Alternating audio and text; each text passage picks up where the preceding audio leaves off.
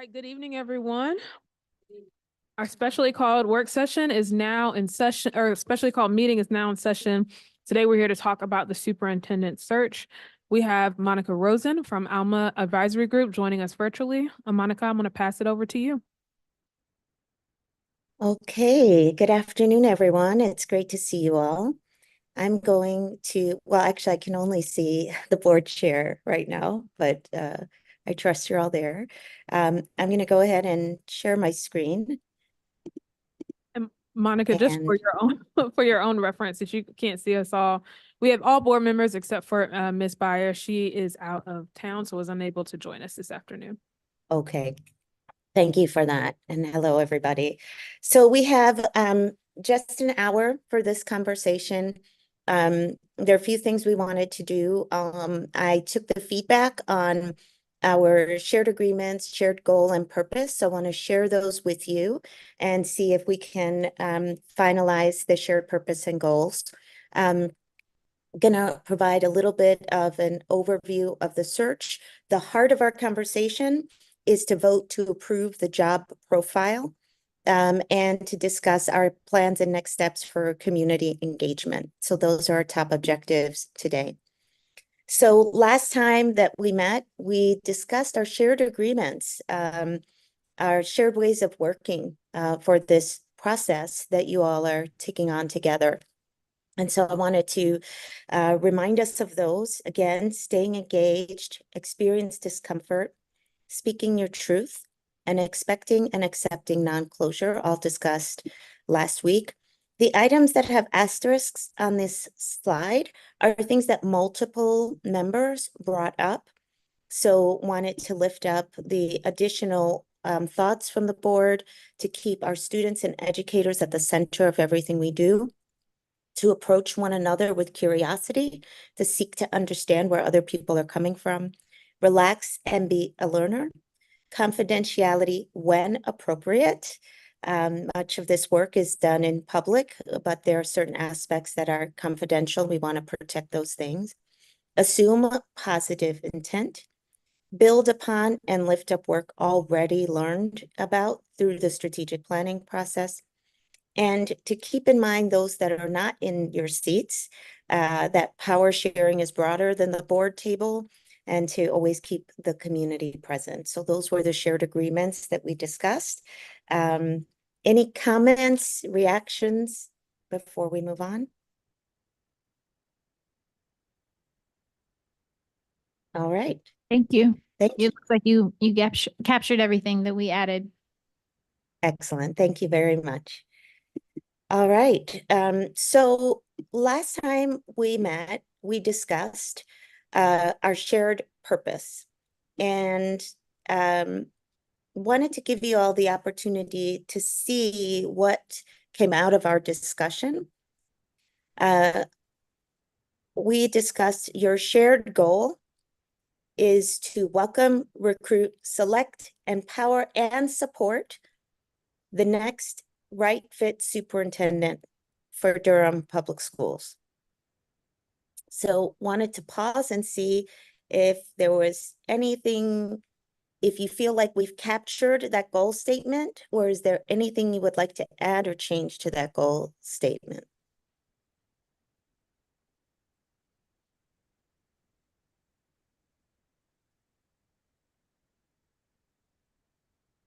I can't Looks quite good. see the face. Yeah, go ahead. No, I Someone realize you can't see us. Um, it looks good to me. I don't think there's anything else to add.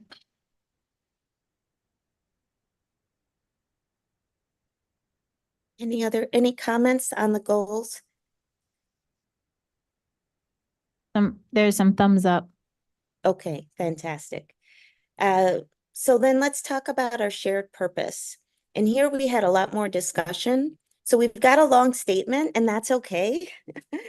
We just want to make sure we're all in agreement that our shared purpose is to authentically engage and lead a search process that is transparent, guided by our community, including those not typically present in the room, designed to acknowledge and mitigate implicit bias every step of the way, and ultimately yield a diverse candidate pool.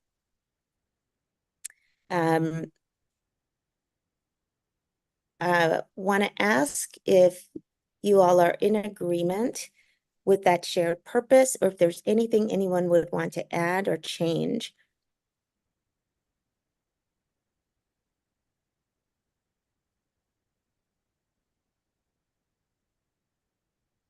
I think we're in agreement on the shared purpose. Okay, great. Thank you. Thank you very much. All right.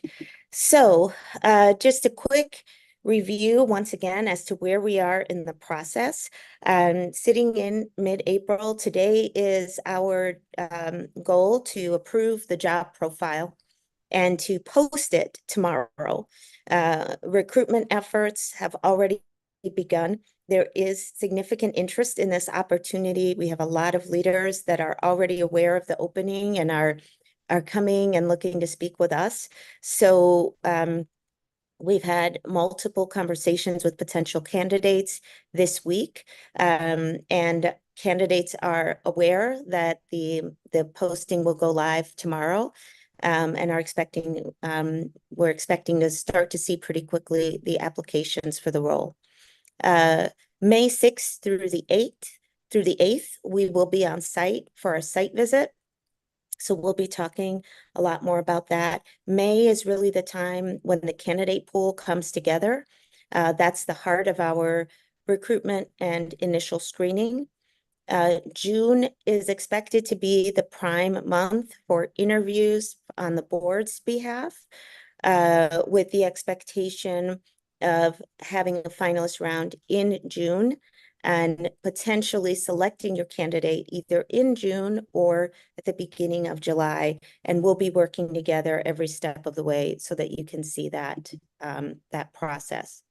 So right now, as I shared the sort of more detailed process, this week was beginning outreach and recruitment. Our hope is that on Monday, we'll be able to launch the community survey. So wanted to highlight that for you all as well.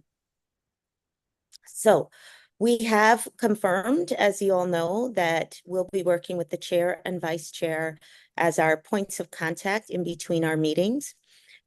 We've confirmed our dates for the site visit and began initial outreach to community partners.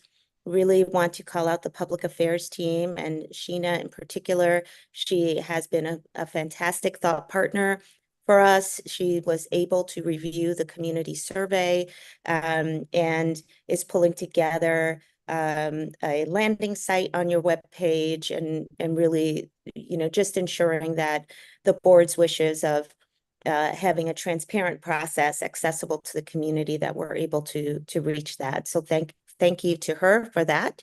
The job profile has been drafted, and we do have a list of where we are expecting to post the position. There's no added cost to the district because of the way our contract is set up. But if any board members are interested to see where we're posting the position, we're happy to share that with you all. We've drafted the community survey as well. So next, we're hoping that there will be a page, a landing page on the Durham Public Schools website as soon as tomorrow that will provide regular updates to the community about the search process. Alma has already begun recruiting candidates for the role, and we are heavy into our planning for our site visit, May 6th through the 8th. I wanted to share there for board member Giovannia, who was able to see about having Alma be able to join the committee's meeting on May 2nd. That meeting, we are seeking an Alma team member who can attend. So I'll be following up with you directly as soon as we have who that person is, but we're working to make sure somebody can be there. Okay, so the job profile. What I'm going to do here is I'm going to move to the job profile itself. Wanted to thank each of the board members who were able to provide their feedback on the document.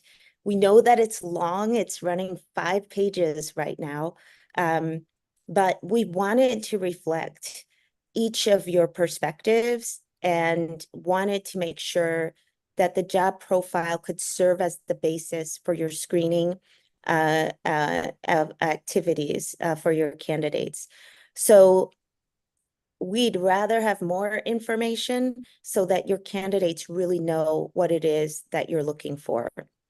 And so I know each of you have had the chance to read through the job profile. What we wanted to do was to give each board member the opportunity to provide comments, reactions, any remaining feedback on the profile itself.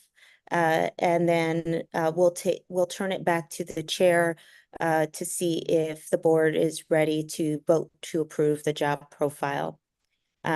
So with that, we'll turn it over. I cannot see the members in the group, so if the chair or vice chair could help identify who's speaking or call on people, that would help me a lot. Thank you so much. We can do that. If folks have comments or questions around the job profile, do we want to give it about 5 minutes for everyone to, I know it was sent out, but to read it through one more time, or are we ready for a discussion?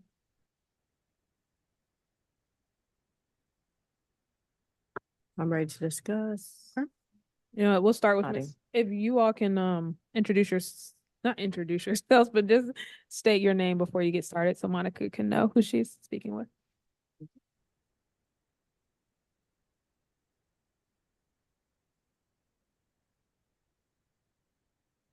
It's okay. Monica, do you have a process for talking through the job profile, or are you open to us just kind of going around and saying where we have questions or thoughts? Yeah, would just love to go around the table, see where you have questions, thoughts, reactions, positive, anything at all. Anything that what's most important is that if there's anything that you think needs to be changed before you could vote to approve this, that we would want to know that for certain, but also just looking for general reactions to the job profile itself. Hey, Monica, it's Millicent. I'm happy to start us off. This is really long. And some of the points I know we like to emphasize, and some of them sort of overlap a little bit. What is the length, or does Alma have a recommendation about how long the job profile should be? So our profiles tend to be longer, and we're okay with the length of it. You know, our typical profile start to finish is 4 pages, and this one is 5 pages. So we're okay with this length as it is right now. We did some work to consolidate since that first draft was created, but happy to continue. You know, but yeah, so we're fine with the length as it is ourselves. From a recruitment standpoint, it's just better, richer information for the candidates. What we want to make sure is there's nothing in here that you would disagree with, or that you would have a concern reflecting to candidates about the role because you don't think it aligns with what you would be looking for. That would be more important to us than the length. Thank you. I had a similar feedback that I felt like it was too long. Some of it was more objective and too broad. Then I saw some duplication. So I know I turned it in later than you had anticipated. But I did some strike throughs in my modifications. I suggested some combinations and was thinking, maybe no more than 3 or 4 bullets at the most with some of these places. The last 2, steward the success, sustainability, and equity of the district's finances and work in partnership with the board. I didn't strike anything through those, but just some of the other ones, more of the what, felt like it could be a little more concise. So that's my critical feedback. The positive feedback, it captures a lot of what we have shared. That's our expressed values in Durham Public Schools and service. I would say that some of the language was not what I'm familiar with regarding our policies or some language. So I did have some concerns on some of the points that were made. And I can bring that up when we go into more detail, but that's my overall opinion. Thank you. Is now the time also, Monica, to go into more detail, or do you want to start with overarching and then? No, Finish. that would be great, actually. I would love to hear the detail on what were the things that, where you saw language you weren't familiar with.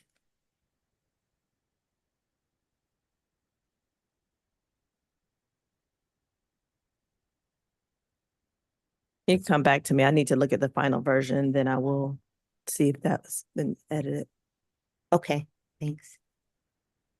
I'll be short and sweet. I think I appreciate you taking in our both initial feedback, but also somehow bringing together everyone's feedback that we've shared just over the last day or two. I really like a lot of the particular language that you used in this to describe what we are hoping that our next superintendent will do and who they will be and how they will do it. I am ready to approve it. I don't have a problem with the length. It's a big job. People are interested and we'll expect a lot. And it'll be a exciting work. So I think it's worthy of 5 pages. I don't have an issue with that. Thanks. Thank you, Vice Chair.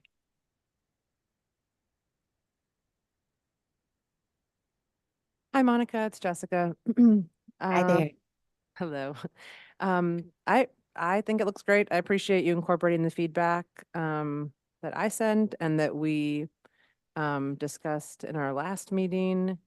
I similarly don't see an issue with the length, given that it feels comprehensive to me. And even if some pieces of it do repeat, maybe that's just emphasis. And I don't know that it's worth unless there's something major that I haven't seen, I think I'm ready to approve it.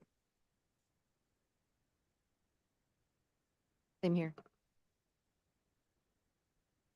I did have a question. I do think as I read through, I was like, I feel like I can hear the voices of the different board members as I was doing a great job of capturing our thoughts and interests. I had questions about the length, but you've already answered those.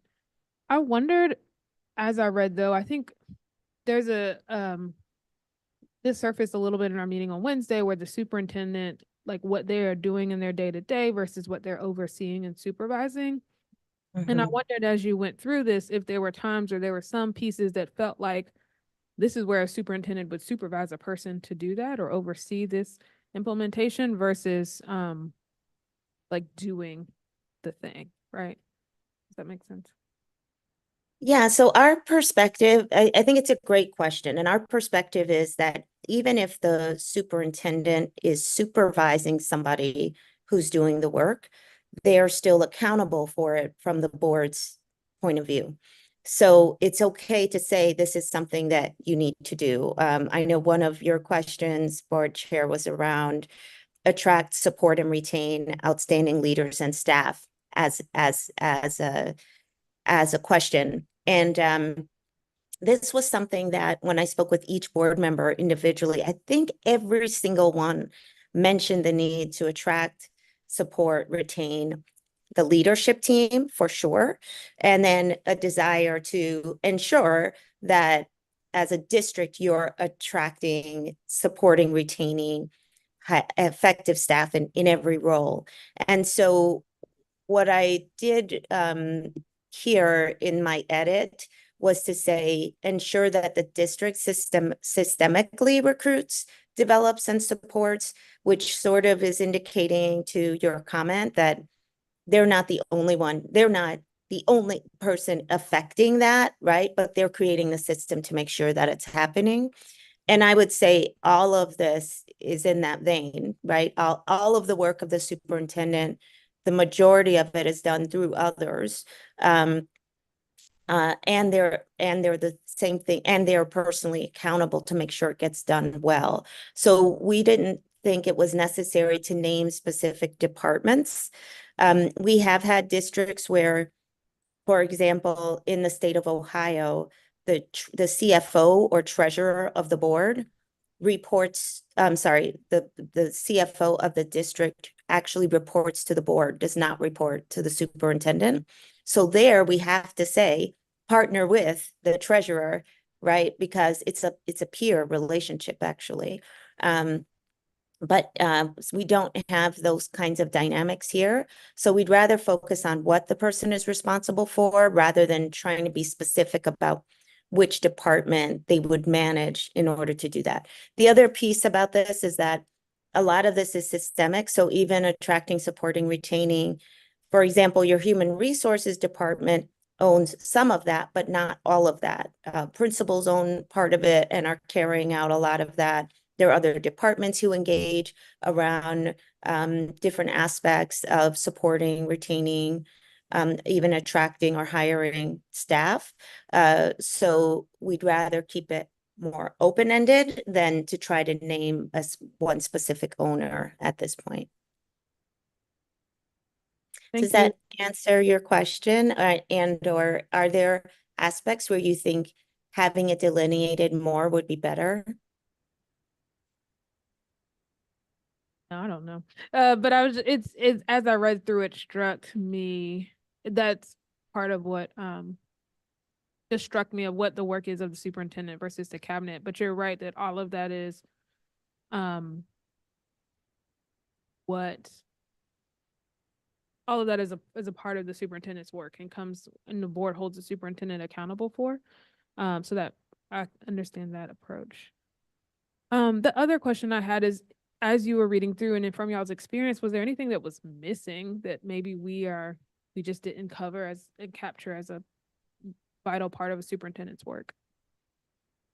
No, we think this is very comprehensive. What I would say is, we really wanted to honor the voices of each of you as board members in how you described so passionately some of the things that you wanted to make sure were in place. So I think if I compare this profile to other profiles, this one has a lot stronger language on racial equity, support for LGBTQIA communities, support for immigrants, and language justice.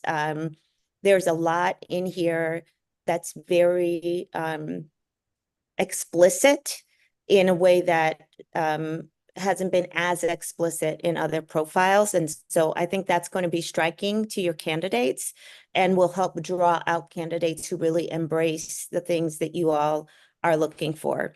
Other than that, I think when you just look at the headlines, the focus on instruction first, the focus on staff second, culture third, engagement of family and community, and then the finance and operations piece is a pretty comprehensive look. When you go beneath the headlines, there's a lot more in there about how you want to see that person do that work. And so making sure you're comfortable with those indicators is very important, but there's nothing to us that feels missing. There could be things on your side that you might feel is missing, but there's nothing to us that feels missing. Thank you. Those are all my questions.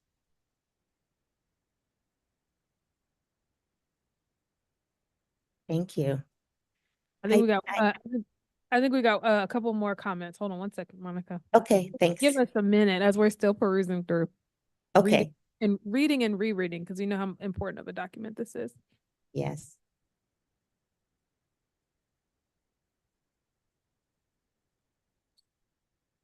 And everyone has a copy in front of them, board chair? Yes, it's been uploaded in our board docs, so the board has, and the public also have access to it. Okay, great. So if it's okay, I will stop sharing the screen so that I can see the room a little better.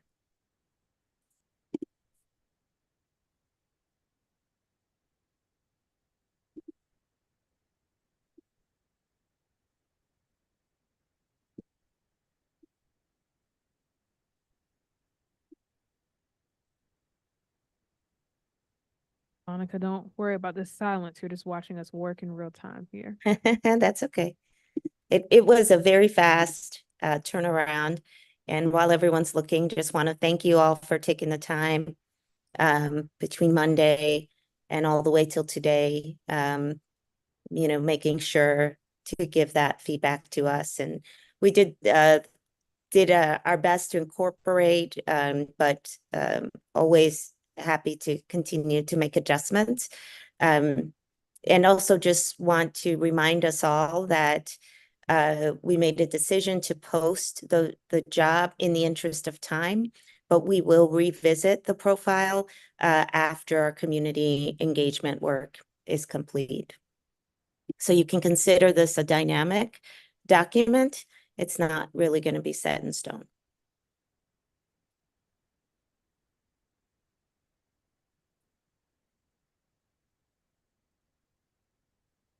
So I will say, thank you for accepting the edit. Some of the things I do see has changed that I sent to you earlier this afternoon. I think the gist of some of my feedback was it felt a bit subjective. I said that earlier. And some of the roles and responsibilities, and I believe you're just addressing this with Chair Umstead, is that it is the responsibility of others. So there's one where I felt like it should be the empowering or making sure implementing that there's evaluations, there's systems to be done. I had the same comments around attract, support, and retain outstanding leaders. That some of it felt like it should be empowering HR to do this work. And then there's another point that said push back thoughtfully when needed to avoid distractions from core priorities in the interest of student success. I just felt like pushback. Oh, I'm not sure what pushback means. Wanting a different definition for what that pushback was. And also to, not make everybody happy. I just felt, I don't know how we would, when I was looking at this, I don't know how we tease those things out. And maybe more interview type questions than throughout this evaluation. And then there's one part that did say diversity, equity, inclusion, fosters and promotes a culture of inclusion across the district and commits to improving diversity DEI practices in the district's planning. I wanted to add a sense of belonging. I did make that note in there.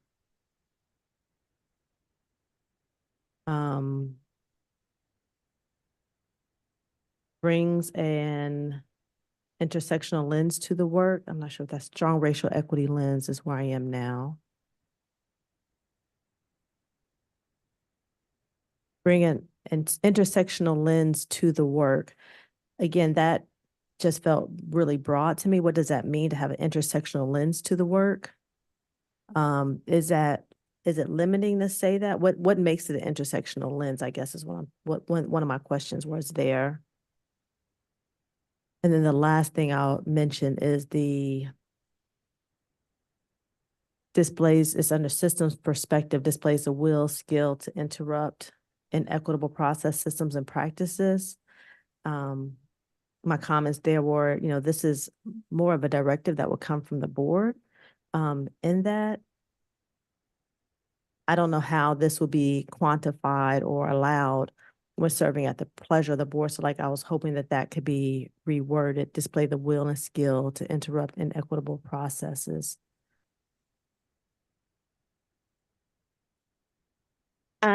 Okay, so let me kind of go back to your first. So you started by saying some of it felt subjective. Can you share maybe some of the things you were describing?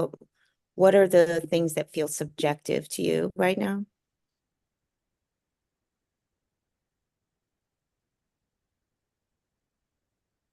The one point was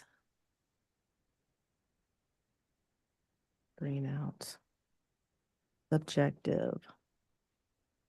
Generally does not take things personally. Mm-hmm.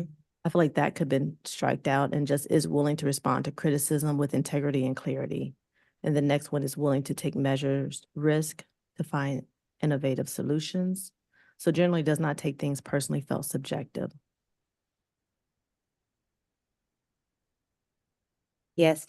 So this was a question. So this was something, both of those bullets were things that were brought up by multiple board members and the intentionality behind it. So first of all, this is in the competency section of the job profile. So if the responsibilities are what they're responsible for, the skill sets are how they can do those things well, what's needed for them to carry out those responsibilities successfully. And these can be skills, knowledge, ability, experience, and they can be sort of dispositional descriptions as well. So what the intention behind that, this came up from a few different board members, but people Maybe- have shared Monica, that, if you're saying that, I'm sorry. but from what you said, I understand what you're saying. And what I was going to say is maybe it's not generally does not take things personally, but maybe it is that they're objective and willing to respond to criticism. That you're not that they're not taking it personal. We can't see that, but we can see that they take an objective position even when they're faced with criticism, that they can be objective. Is that an edit that maybe the board would be interested in seeing, or?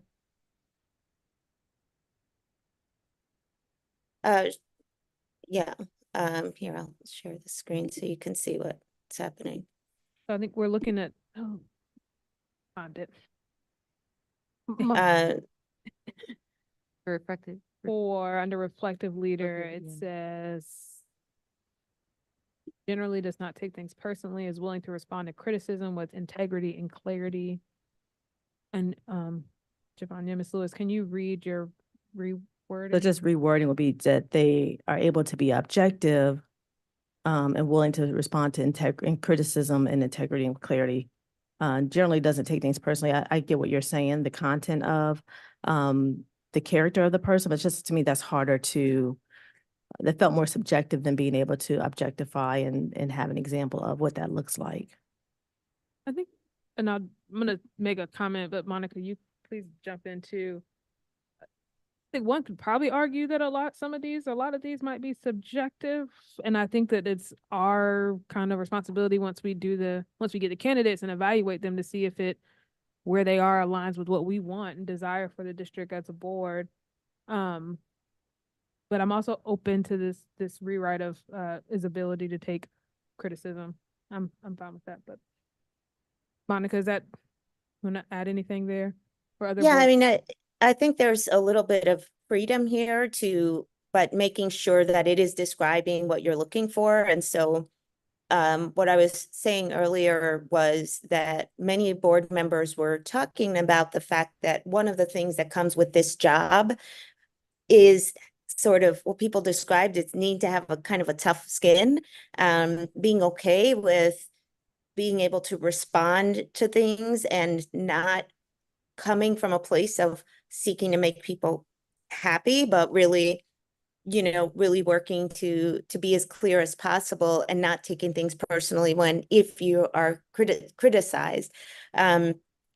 So it's more of an orientation to the work that's being described. It's totally fine if you want to strike that sentence out. I think the statement with the adjustment Ms. Luce made is perfectly fine. I said is willing to respond to criticism objectively with integrity and clarity. So we can say that and then just delete the sentence if it makes, if people would prefer to take it out. Ms. Carter Alton, did you have a comment before we go to you, Ms. Valladares? I think I saw her hand first. I don't feel strongly one way or another on this particular language, but I'd be curious to hear from other board members. What I was going to raise was, in my mind, like whether or not this feels subjective is less concerning to me at this point than when we're at the point where we're trying to decide between candidates. And I assume we'll have, Monica, correct me if I'm wrong, some kind of a matrix that we develop where we're trying to like have different ways that we rank or score candidates. And in my mind, that's where it makes it, where I'll be probably pushing for more objective measures where we can kind of try to quantify how people measure up against others. But could you That's maybe right. a little? Yes, so at each stage of this process, we're continuing to reach alignment as a board on what we're looking for and how we would identify this in a screening process. And so we'll have the opportunity to design interview questions or scenarios or exercises that would tease out some of these things that we're describing here that might seem that are, this is a leadership style sort of a thing.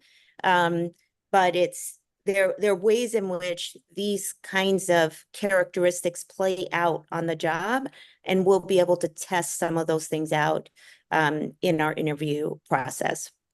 So right now, the question is whether we think that's is that accurately what we're looking for? We don't have to worry too much right now about how we'll screen for it because we'll be designing that in a later stage in the process. And again, I'm fine, and especially if one or two board members would prefer to take that sentence out, I'm fine taking it out. I don't think it takes any, it doesn't like it doesn't change the fundamentally change the key message in a way that takes it all away from what you all have been sharing in terms of what you're looking for. And I think there are ways that we can keep this kind of thing in mind when we get to designing our screening questions. Monica, this is Alexandra. Thank you so much for sending us this draft and working to incorporate everything that we have said in conversations and even the feedback with the drafts. And my my take on this particular thing is that as it's written, it's fine, but there's something about the word objectivity. And what I'm thinking is recognizing this human behavior. So striving towards objectivity, I think, is something strong because the dynamics that people in roles play is about taking sides sometimes. Like there are board members who are the last board member somebody wants to call because of maybe that, subjectivity. And it's important for any leader who wants to be here to kind of check. I'm not saying that they can avoid it fully, but subjectivity is just part of human nature. And there are like the kind of safe people that people want to talk to or engage. And I'm not saying this about Dr. Mubenga, but this is just something that any leader who wants to come needs to know, like strive towards objectivity. And maybe it could even include not taking things personally, willing to respond to criticism with integrity and clarity.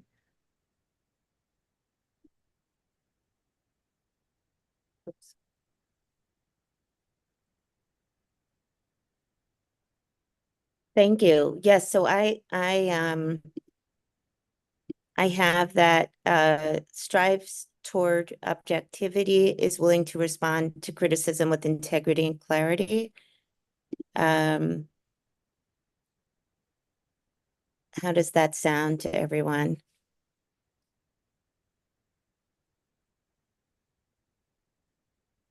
Sorry, I'm fine with whatever the board wants.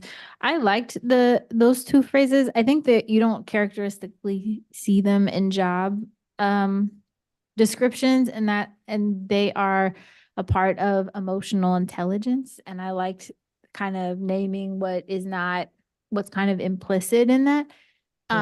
But I'm also, it's not a hill I want to die on. And I think as long as we get to the same thing, that the same message, then that's fine. So I felt similarly when I was working on this, feel like it adds color to the description in a way that someone can think about. How do I operate, right? Does this align with how I operate? I think it's an interesting message to candidates. But I agree that it's fine to have it there or not to have it there. But that's why kept it in was because I felt like it sort of honored what a lot of people were saying and seems like an important part. It seems like a helpful thing for a candidate to think about, you know, do I fit this profile? Does this feel like, how do I think of myself and the way that I work? And I think it's a message to candidates, right, about what this job is going to require.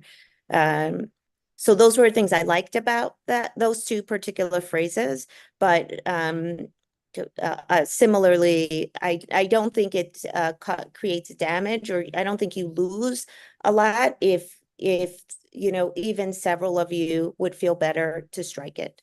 So yeah.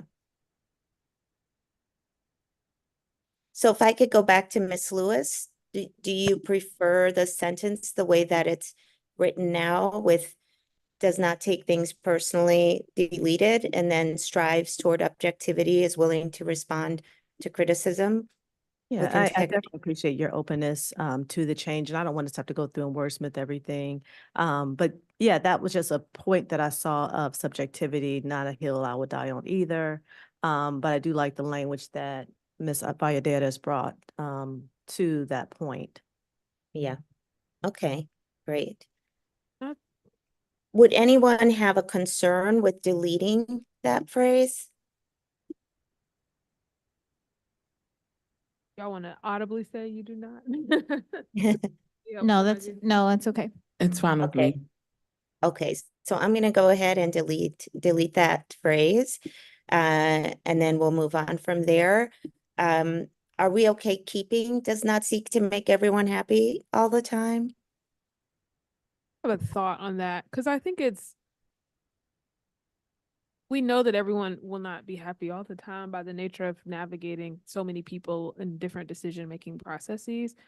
But I wonder if like the goal that we're trying to get at is to seek resolution, or like to seek the ability to listen to and navigate when there's discord and gather and then communicate really clearly about what needs to happen next. And I didn't know if that was, I'm not sure if that feels good to other folks, but I think there's ability of like, yes, everyone won't be happy, may not be, but I do want people to feel heard, feel valued, and have understanding around what we're doing to move forward. Seek resolution sometimes within that. And everyone might not get everything that they want, but we are clear about what we're doing to move forward.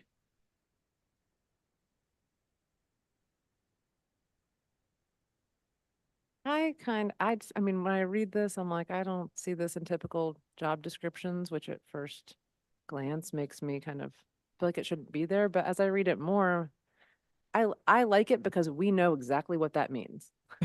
Anybody who reads that knows what that means and knows what it means to get stuck in that trap of trying to make everybody happy and not being able to like make clear decisions or be decisive and communicate clearly about it. So to me, it's descriptive and unusual, but descriptive and clear, so.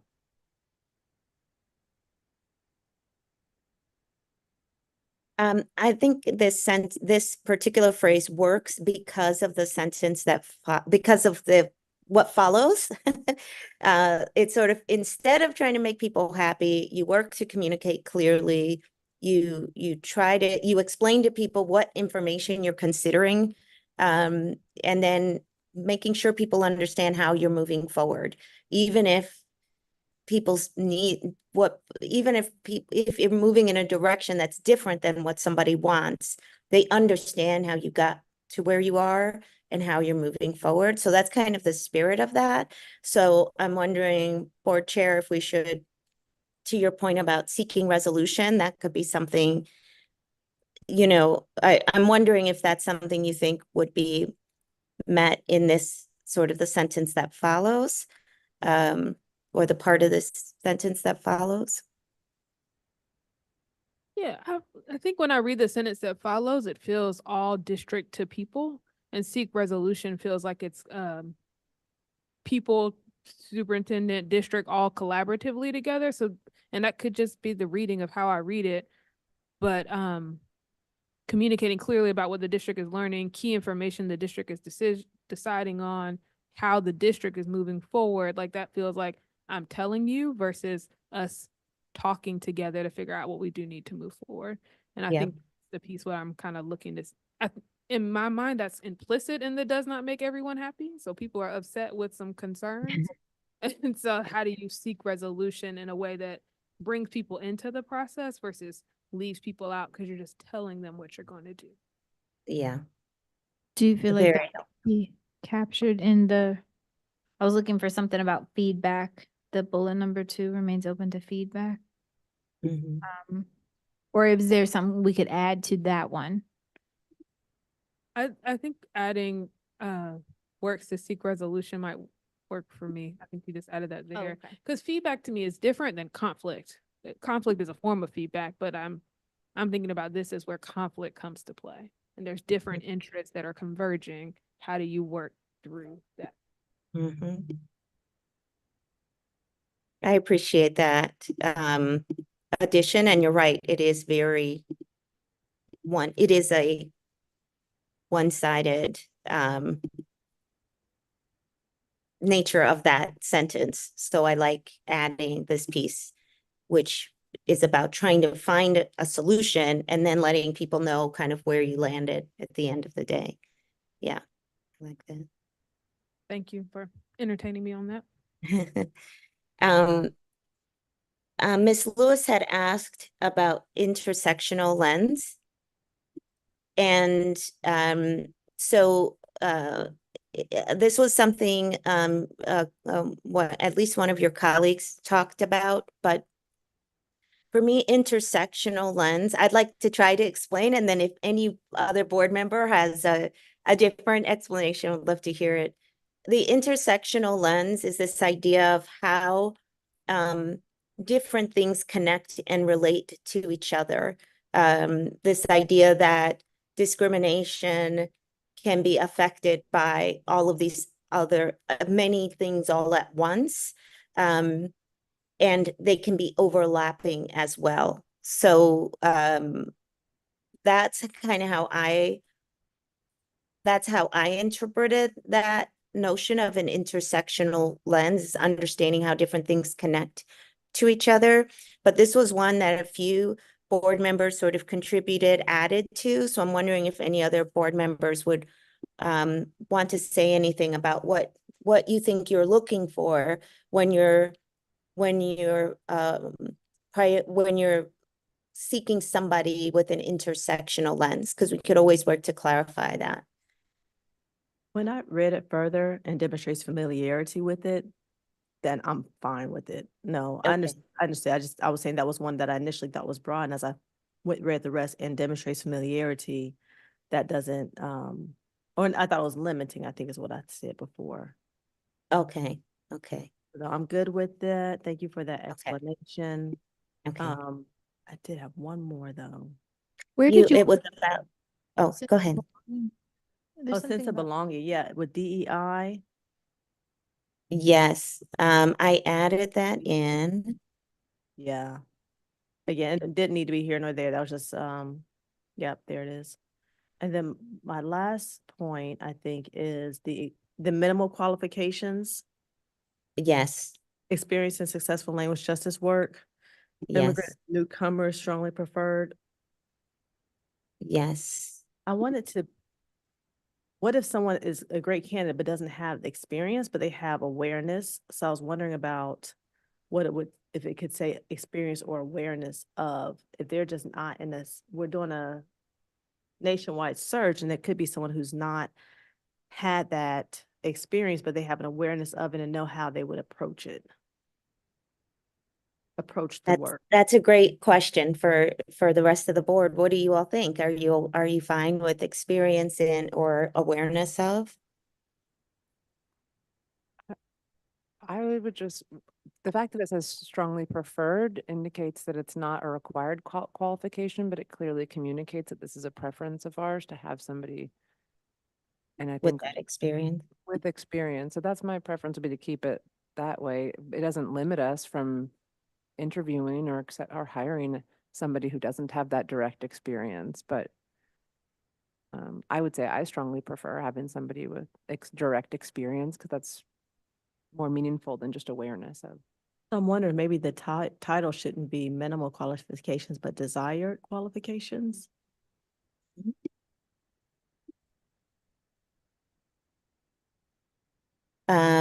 Yes, and that's so some of these are minimum, like meeting the eligibility criteria to serve as a superintendent in North Carolina is definitely a requirement. But most of this is more desired than minimum. Can we split it then? I know often job descriptions will have minimum requirements and then desired qualifications separate. Well, Well, I was gonna say, did Jonathan shared with us last time that this is minimum, because at least a bachelor's degree or from a regionally accredited college or university and 5 years of leadership or managerial experience. Yeah. That's minimum for the state, like for the state of North Carolina, but I don't know if Durham Public Schools will call it that minimum. You know what I mean? Like, I don't know that would be my. But if we split them, it's like we would need to think about what would be in Durham Public Schools minimum. I want to weigh in. I like saying, after thinking about, I mean, there's something to desired too, but I like saying minimum because you can't come in with just a few of these. You need to have these and then the language justice work is strongly preferred. That's the only one that was strongly preferred. If I had Mhm. any suggestion about that, it would be to move it at the end because it was the only one that was like we would like this, but it's not a requirement. I do like keeping it to experience. I do think it sends the message that if you haven't had experience, we would expect you to have some awareness and thought about how you would do this kind of work. But I think a lot of times people are aware of different kinds of strategies or working with different populations. But I think the strongly preferred puts that emphasis on this is a major priority for our district. This is over a third of our district who is Latine, so is, you know, not all immigrants or from immigrant families, but many of them. So in any case, and there are immigrants from other areas. All that to say, I think I like keeping it. Sorry, lots of contingencies. It's okay. I do think one of the other things we just would need to consider if we keep it at minimum is that you also might screen out applicants from smaller districts. And so when I look at experience managing sustainable finances for an organization as large and complex as Durham Public Schools, smaller districts, anything under 30,000, you might end up, if we say it's a min, you might end up having people not into that category. And I've recently learned that most school districts are small. A lot of school districts are smaller, and Mhm. that maybe and Monica, you can say whether that comes out in the screening process or not. So we shouldn't worry about it now. But I just think It's a decision point for you if that would be a criteria for you. So if you feel like they've got to have led finances or managed finances,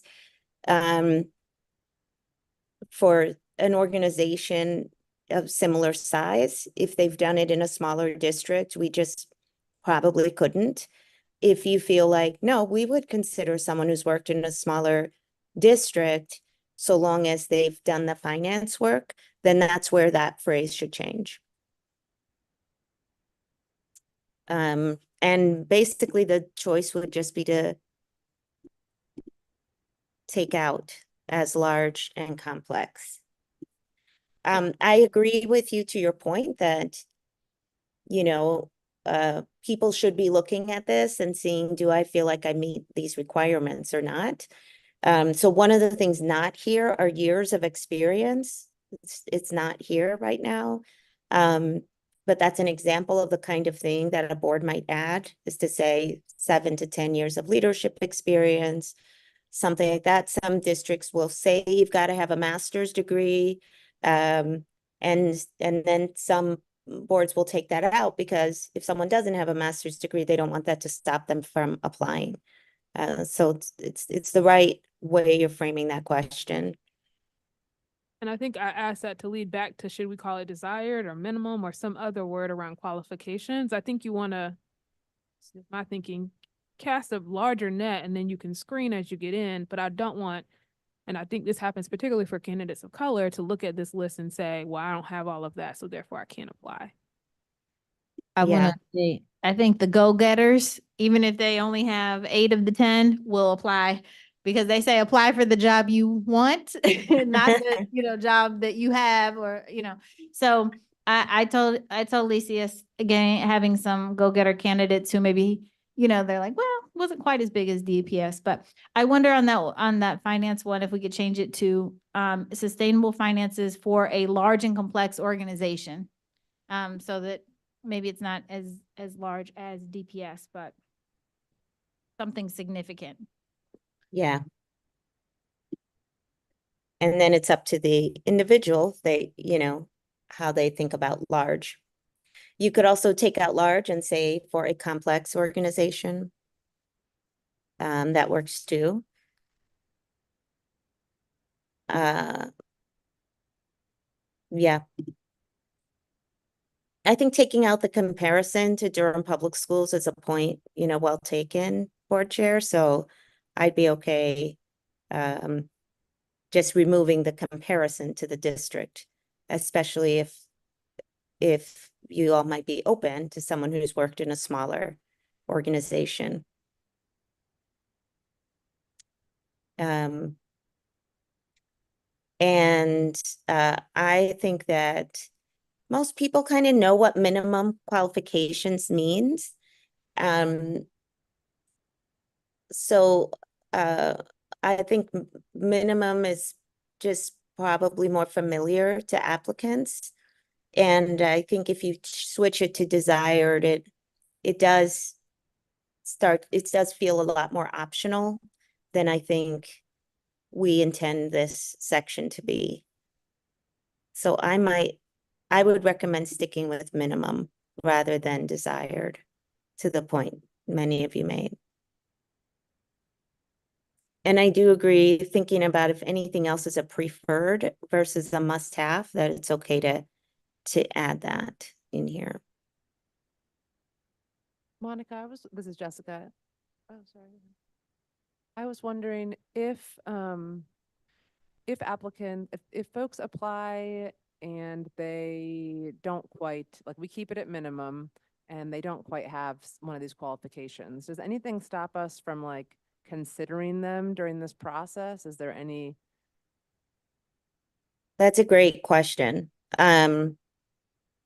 So you're asking at the end of the day, if you end up with a finalist who hasn't had one of these bullets because you said it was minimum, does that mean you're setting yourselves up to not be able to consider that individual? Exactly, because sometimes that is the case, right? In some hiring. Yeah, I'm just kind of looking down this list with that question here. Well, I think we said we would screen all the applicants, not like Alma wouldn't be removing anybody. We would look at them. Are you saying that we would by them? Yeah, like some legal implication of like us considering an applicant that did not meet what we called minimum qualifications. Just Right. make sure, because if not, I say we leave it. We get the applications that come, we make this, strengthen it by calling it minimum qualifications and leaving it as is. Again, if there's not the risk that later we're gonna, for some reason, have to exclude them. Yeah, I think if there's any concern about that, then sticking with desired is perfectly fine. And just taking out the term minimum, it tells your candidates it's not an inclusive list, and it's not an exclusive list. There may be other criteria that you will consider. I like that too, because it deeply understands the unique Durham community. Like, I can read all the things on the internet, but without living and being here in Durham, I might not really understand that. And so I'm thinking about this from an applicant standpoint. If I'm in another place, and I think this would be really desirable. I want people to read it and feel like I'm still can apply for this. And I think mostly about women and women of color who will look and say, I don't have it and I won't apply. And so how do we Mhm. make it as open as possible for those people to say, okay, there's some things that I would look for. But I think as we go through the process, it'll be clear to us too, what are the things that are non-negotiable, right? Yeah. I just think it'll be, as we get applicants in our hands, it might get more clear for us. Yeah, yeah. I did want to board member Millicent's comment. Our intention is that we would pre-screen candidates for you, but that board members would be able to view all applicants. So you will have access to all of that information, but our hope is to narrow the pool for you and present candidates for you to consider. So just wanted to make sure that was clear. Yes, But, thank you. okay, great. But yes, you will have the opportunity to see all applicants. Yeah. Okay, well, does anybody have an objection to changing this to desired qualifications? I don't see any objections. I'm looking back and forth. So is there sorry. Is there any other conversations around the profile? Not, we can take a motion to vote on it. Move. Oh, sorry. Can I ask sorry. I'm gonna ask a clarifying question. Monica, can you share a little bit about the how to apply currently says resume and cover letter? Can you speak a little bit to like the choice for Alma to just do resume and cover letter and I know some other organizations ask other questions around verifying your application or if you've been committed of a crime, some of those things people ask on the application. So I just wanted to ask. Yeah, so our application is just super simple. We want to make it as easy as possible for people to apply. And then we do that screening in our first screen. So we're looking for the things that you are describing. And so essentially our application just asks for personal information. I can show you one. Let's see if I can do this in case it's helpful just for you all to see. So I'm going to share my screen again. So our applications are up on our website. We have a superintendent search in Lawrence. So this one has a pretty lengthy job profile similar to yours. And so when candidates click that link, they see first the description, and then they have the application. So they can import their resume and autofill, but the application is literally just their name, their email. They choose the headline of how they want to describe themselves, their phone number and address. They can decide whether or not to upload a photo. And then they provide their resume and their cover letter. And they can do that as an attachment, or they can just include it in the application itself. Now, for this particular district, we had 2 added questions. Are you eligible for a superintendent's license? So we can certainly add that. For North Carolina, they wanted to ask if people were bilingual or biliterate in Spanish. But we typically don't have those added questions. So that's something that this particular client had.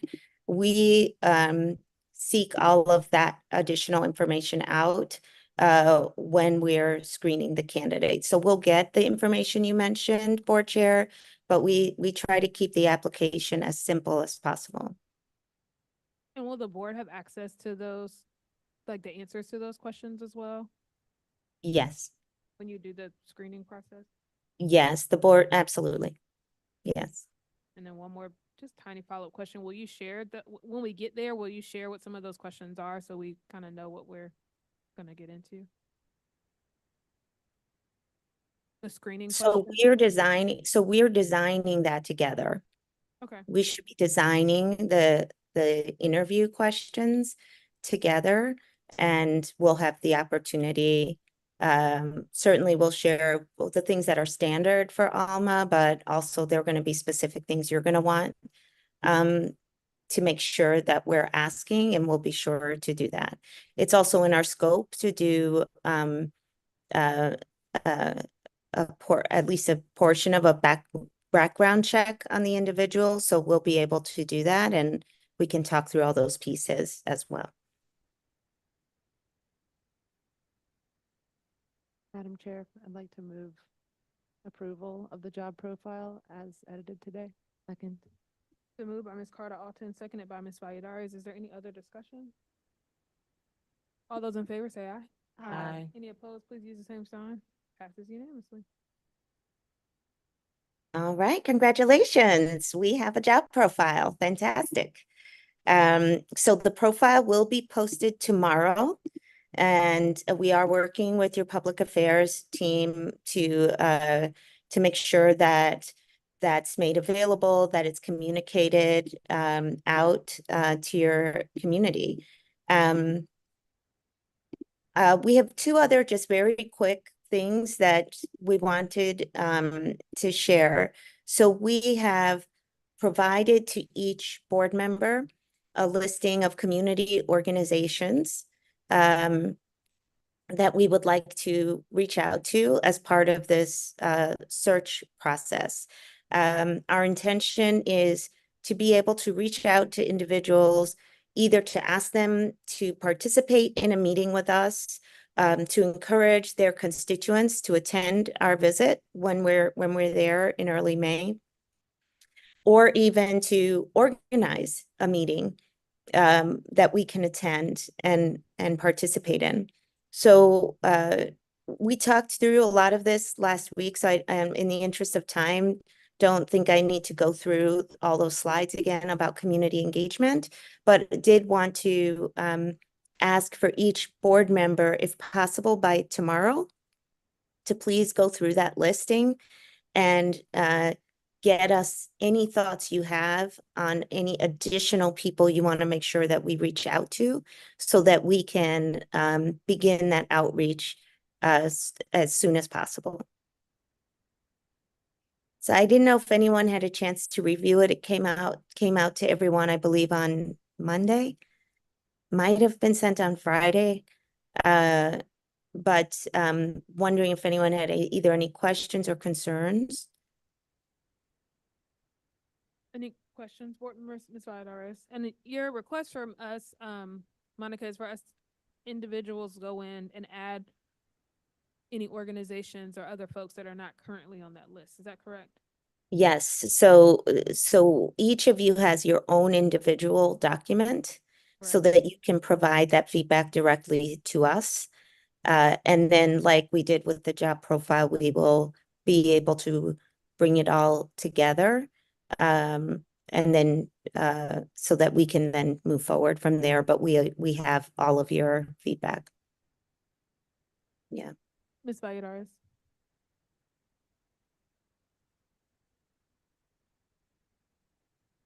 Monica, thank you so much for the list, and shout out to also our communications department, Machina Cooper, for working through these lists and providing the information of how we have engaged as well. I looked at this list and I was very, I think, satisfied.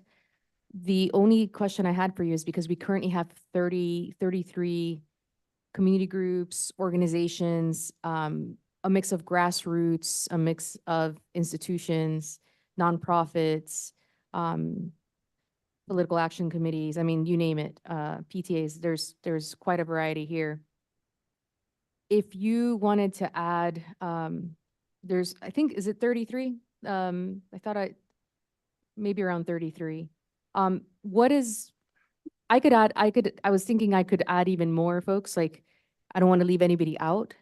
And I Yeah. think my suggestion is that if there's any organization that, if we can make this list public, and if there's any organization that feels compelled, that they feel like, I don't want anybody to feel left out, we do have to navigate the quantity. We can't meet with hundreds. Yeah. But I'm just making a request if this list would be made accessible or public.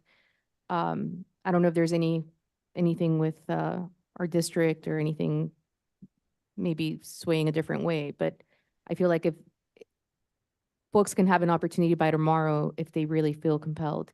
But this is quite extensive. I mean, there's 33 of our partners, and it's not all inclusive, but it does touch on people who have relationships with other people. And that's part of like the beauty of networks, that a lot of these folks are connected to other folks as well. But my question is like, what is like a number? And can this list be made public just in case there's anybody else who wants to reach out and say, please include me by the deadline of tomorrow? I can appreciate that. Can we just ask them to email BOE and one of us can add us to their list? So if they emailed BOE@dpsnc.net, then we can add them to the list. Does that work for you, Ms. Whitehouse? Okay. So is there any other, all the people that might be watching, if you are a community organization that wants to make sure you're connected in the search, please email BOE@dpsnc.net and we can add them.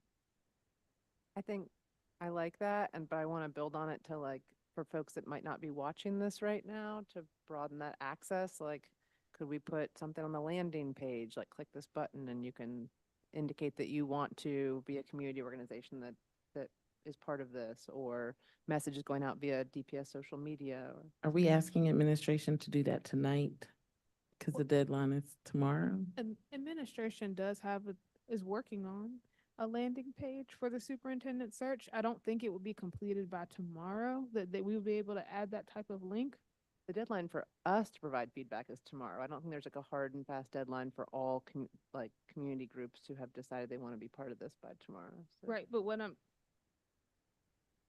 That's correct. So we just want to make sure all the board members have had the opportunity to review this, because you all know your constituents. And to Ms. Valladera's question or comment, more is better. Like, don't hold back. Give us all the names, and we'll at least reach out and make sure that they know and hopefully engage them in this process. And yes, I think it's a great idea for us to have an open invitation to the community, that if they want to be involved, if they want to engage with us, to reach out to that email address that you said, and to let us know. We want to meet with as many people as possible. And so that's okay. For us, Millicent, it's okay if people in the coming weeks are communicating with us. So I like the idea of having an open invitation while making sure the board has made clear who they want to make sure we're talking to, or who might be missing from the list that we have right now. Yeah, I want to pass it over to Sheena Cooper, our Senior Executive Director of Public Affairs, who's here. I know they've been doing a lot of work behind the scenes to get also ready for this community engagement. So I'll pass it over to you, Ms. Cooper. Thank you, Chair Umstead, and good afternoon, board members and Monica. We have been working actively to establish the web presence for the superintendent search. We do anticipate that landing page will be available by end of business tomorrow. We do know that information is forthcoming, and this is an evolving process, so it will be updated regularly with the latest information. We can add a place on that landing page for community organizations who would like to be a part of this process to email the board to be added to that list. So as you have additional information that needs to be added, please know that we will do that consistently. Question. They can email the board BOE@dpsnc.net. Do you want to copy Monica or not? I think we should just email the board. We'll keep it as simple as possible for the public, and then we can share them with Monica. Okay, so just BOE@dpsnc.net. Let me say it in Spanish. Yeah, go ahead. B de barco, O, E de Eduardo, @dpsnc.net. Gracias. Thank you. Thank you, Ms. Valladares. All right. Excellent. And then to the question as to whether we would share the list of community organizations, I'd be curious, Sheena, your thoughts on that. I think certainly the name of the organization, if we think it would be helpful to say these organizations have already been will have been contacted once we contact them. I think that's probably could be a really helpful thing to share, but wanted to see what Sheena thought of that. If it certainly helps facilitate the process of our community knowing who has already been invited, I'm happy to post. We have had confirmation that community meetings will be held with these organizations. So we can certainly make sure that that information is available. We will be doing initial outreach tomorrow to let them know to expect more information from the Alma Group regarding when their meetings can be scheduled and hosted. So we'll stay tuned. Again, we're working fast and furiously to make sure that we can accommodate as many individuals as possible and everybody has the most up-to-date information. So please check that site once it goes live, and we'll make sure that we put as much information for our community on it as possible. Thank you, Ms. Cooper. Excellent, thank you. We did revise the questions for the community conversations. So wanted to share that. It was shared for the meeting. So based on the board's comments, we're focusing more on, asking people what they love most about their child's school or their personal experience. In Durham Public Schools, we're asking what do they want to be true about their school in the next few years. We're asking them to picture their ideal environment for their child. What would that look like? And then we'll have conversations about the skills and experiences they feel will be most important. I want to add in here that it's not here on this list, but we do often end our meetings by saying, what would you like to see from Alma or from the board that would demonstrate to you that what you shared with us made a difference in this process? And it's kind of a way to put a little more accountability on us, but also gives us good insight into what people are expecting in return for them spending their time with us. So just wanted to share that with you all as well. We have time to continue to refine these questions, but happy to take any additional feedback if there's anything anyone would like to add or change about these questions.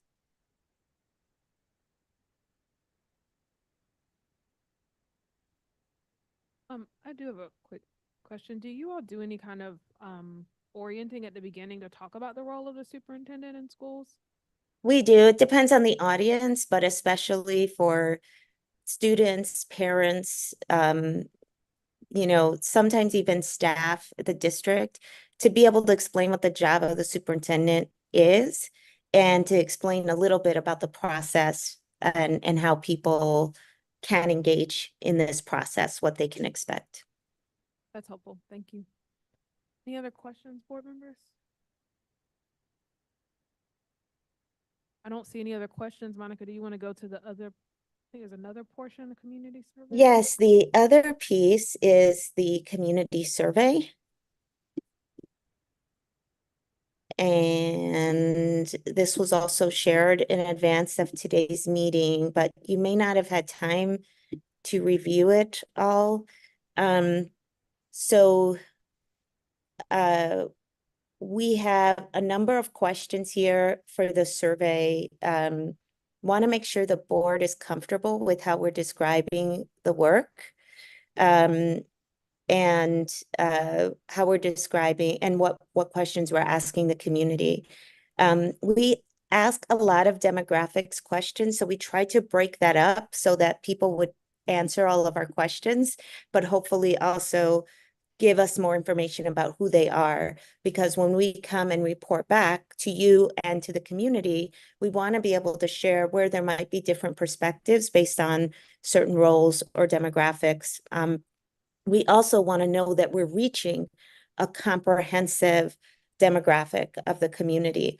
So we have extended deadlines if we feel like certain pockets of the community we haven't gotten enough responses from, so that we can double down our outreach. So just wanted to share that ahead of time.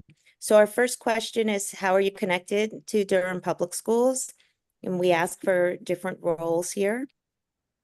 Whether they're parents, caregivers, students, graduates, teachers, they can select all that apply here.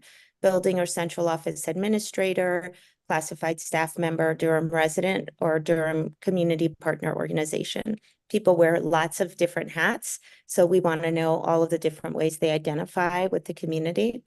And then what we've done here is we ask to try to tell us how important different aspects of the job are. And so here we have these different items, A through I, and these are aligned with the job profile right now. So they're not the exact same wording, but they're like the big, a lot of the big ideas that are in the profile. So I want to give you all a chance to look at this to see if there are things that you would add to this list, because we did shrink it down significantly. So the options are: first, close student opportunity and achievement gaps, support student mental health and well-being, rebuild trust with the community, attract, retain, and support leaders, educators, and staff, see, value, and listen to our families and community, cultivate a culture that values growth, innovation, and joy across schools, strengthen communications, strengthen district finances, combat declining enrollment. The question for you all is, are these the right things to ask the community what they care about? They would be asked to rank on a scale of 1 to 5 how important they feel each of these items are. Ms. Valladares. Hi, Monica, Alexandra Valladares. I think this list is good. I also just, feel like there's one important thing that I think the community can weigh on. And part of that is Durham being a political place, right? And so nanopolitics, I would word it not as nanopolitics. I would word it more like coalition. Like, do you want your leader to build coalitions? I mean, we have seen a lot of that work happen over the years. Coalitions that have gone broad, partnerships. We have had many opportunities to kind of work with different stakeholders, institutions, philanthropies, et cetera. And so a coalition leader, but there's an implicit political savviness. I don't know what the word would be applicable, but politics is behind everything. And so somebody who's able to work with county leaders, state leaders, at what point, how do we word that? And so build partnerships, coalitions across spheres. Community I mean, or across something? community, well, something that kind of talks about the layering of that, like, oh yeah, across government, nonprofit, philanthropies, academic institutions. I don't know. Like that's pretty much the job. I mean, we have partnerships with NCCU, with UNC, implicitly through the food nutrition program, NC State Cooperative Extension. So it's like, yeah. What was it after philanthropy, Alexandra? Academic institutions. Academic institution. This could get long. This is maybe connected, but maybe also different from Ms. Valladares' point. But I think like a champion of the district, spokesperson was the other word that came to mind, but I don't like that spokesperson quite as much. But I think we do want someone who, the superintendent is the spokesperson of the district. So we want someone who's going to be seen that way in the community and a champion for the work that we need. Y'all tell me if you think it's already covered somewhere else. But I like champion. I think that's clear. I think that will be very clear to the community. I feel like spokesperson, they might interpret different ways. So I added champion there up front.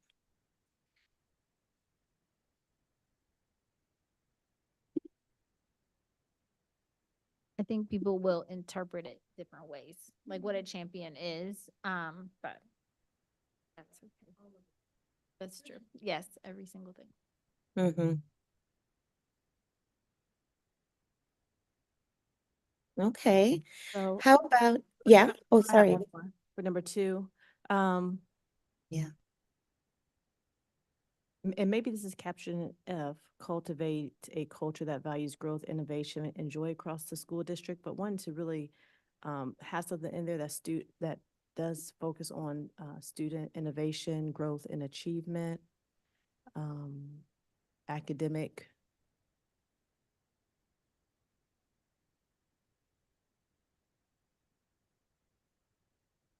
Although that is, that, I want all of our kids to. yeah, so that would only focus on a certain group of, of students. Monica, how long should this list be? I think we're at the limits here. You know, let's see, we're 3, 6, 9, 10, 11, 12. Something about equipping students for their future endeavors. Maybe increase or grow student achievement and preparedness for Future endeavors, future endeavors, life after high school. student achievement.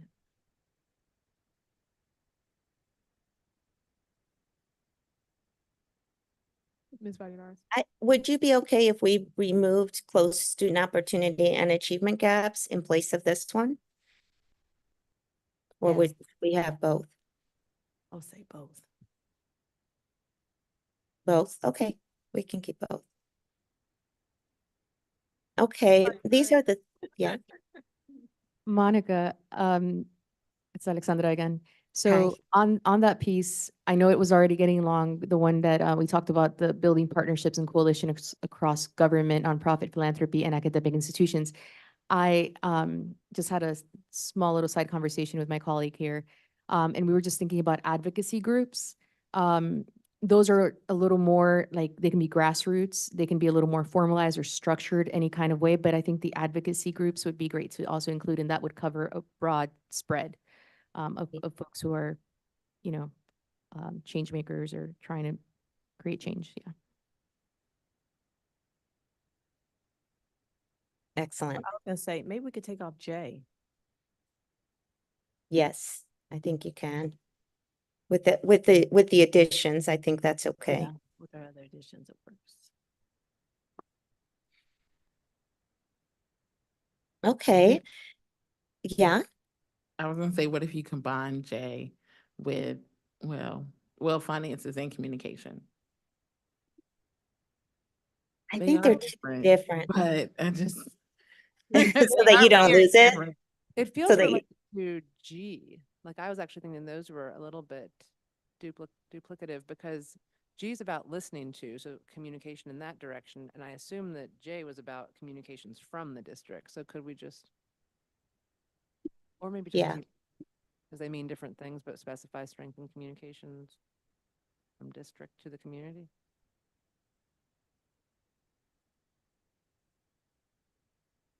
I think Just You keep could up. also. it's implicit in here. I think it's okay to drop it. And people will have the opportunity to leave comments as well. So we can look to see if it ends up being a theme in the comments. But I think you have a number of things that cover it, and I'd rather have a shorter list here if we can. Is that okay? Yes, yes, that's okay. Okay. All right. So how important do you think the following skills will be for our superintendent to be successful in the role? So the skills that we have here, 3, 4, 5, 6, 7, 8. Strong racial equity lens, clear communicator and collaborator, excellent organization and project management, supporter and developer of leaders, understands district finances, works well with the board, innovative problem solver, reflective leader, and continuous learner. And these were the big themes from your profile. Board comments, questions? I have some, but I'll go first. I was gonna add instructional leader is not there. Yeah, Feels like the number one thing we need the superintendent to be doing. And then racial equity lens is very clear to me, but we're talking about a broad spectrum. And so I didn't know if there was maybe a shifting in language to be clear for everyone who might be engaging with our survey. Is there other language you want to use? But instructional leader number one. I think I saw your hand, Carl. but y'all just jump in. That the instructional leader stood out to me as well. I was going to say there's nothing here about like understanding of the educational landscape or curriculum or anything like that. So thank you for adding that one.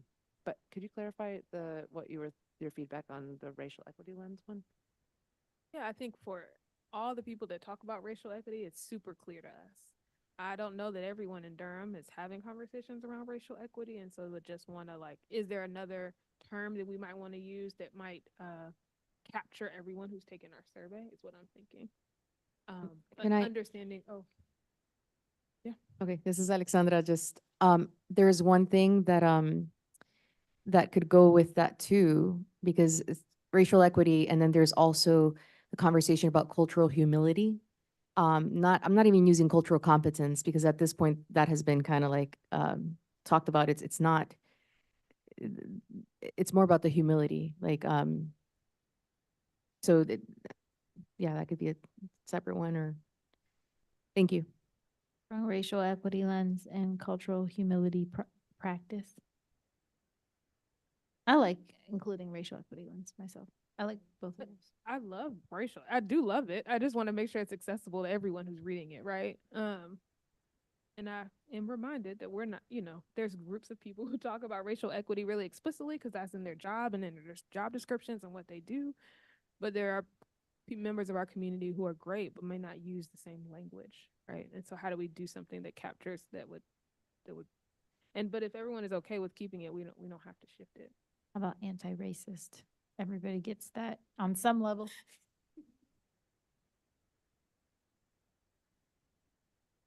Those are different things, but yeah. Those are different things, yeah. I feel like adding cultural humility gives a little more description. So having them together might help.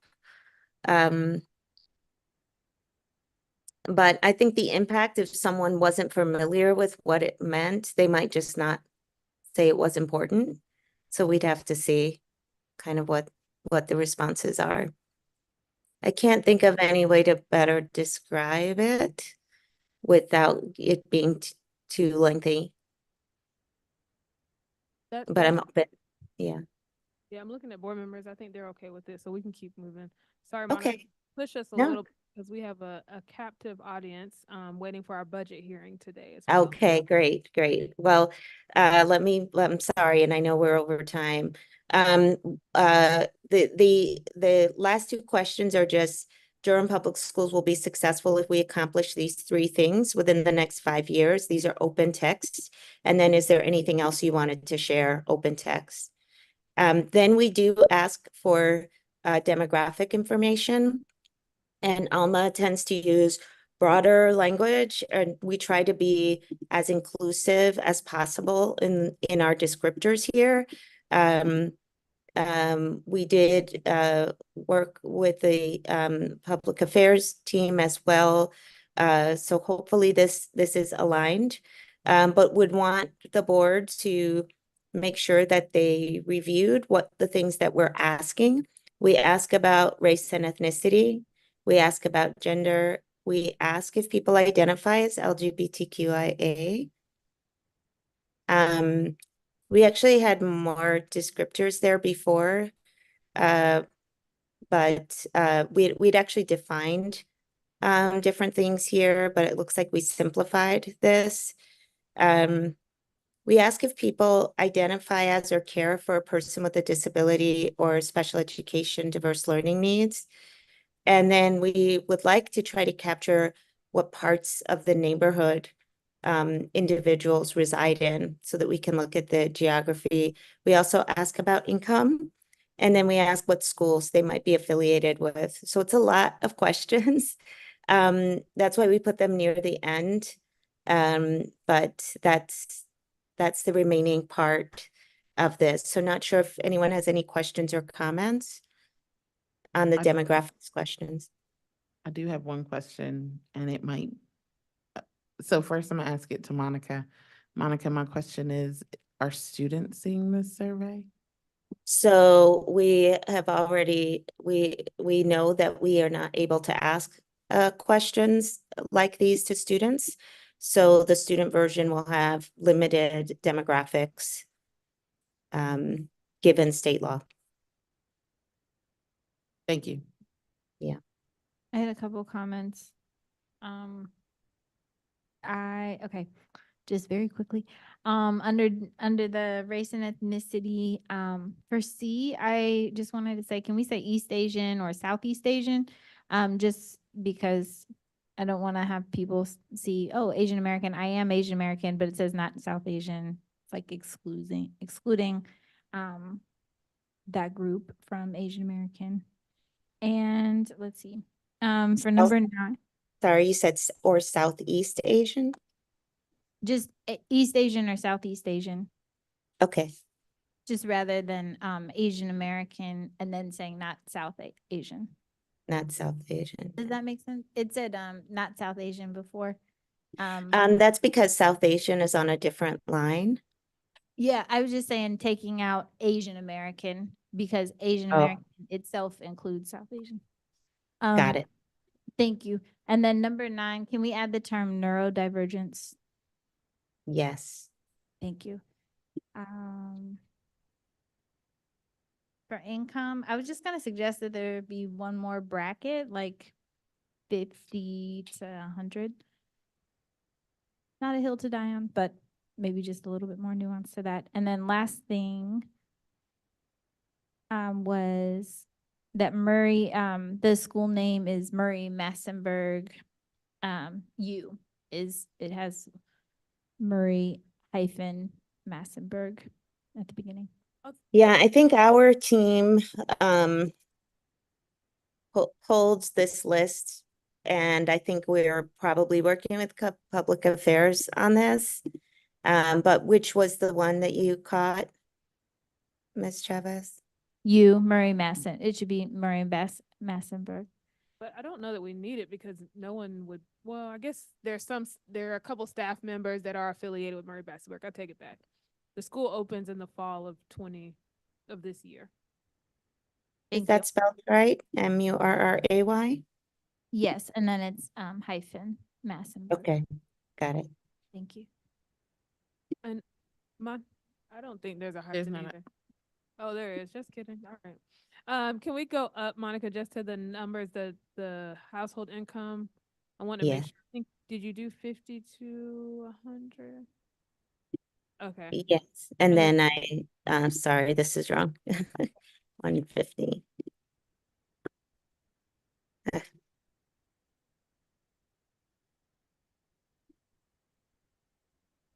Ms. Valladares, sorry, and then Ms. Carlton. Hi, Monica, Alexandra Valladares.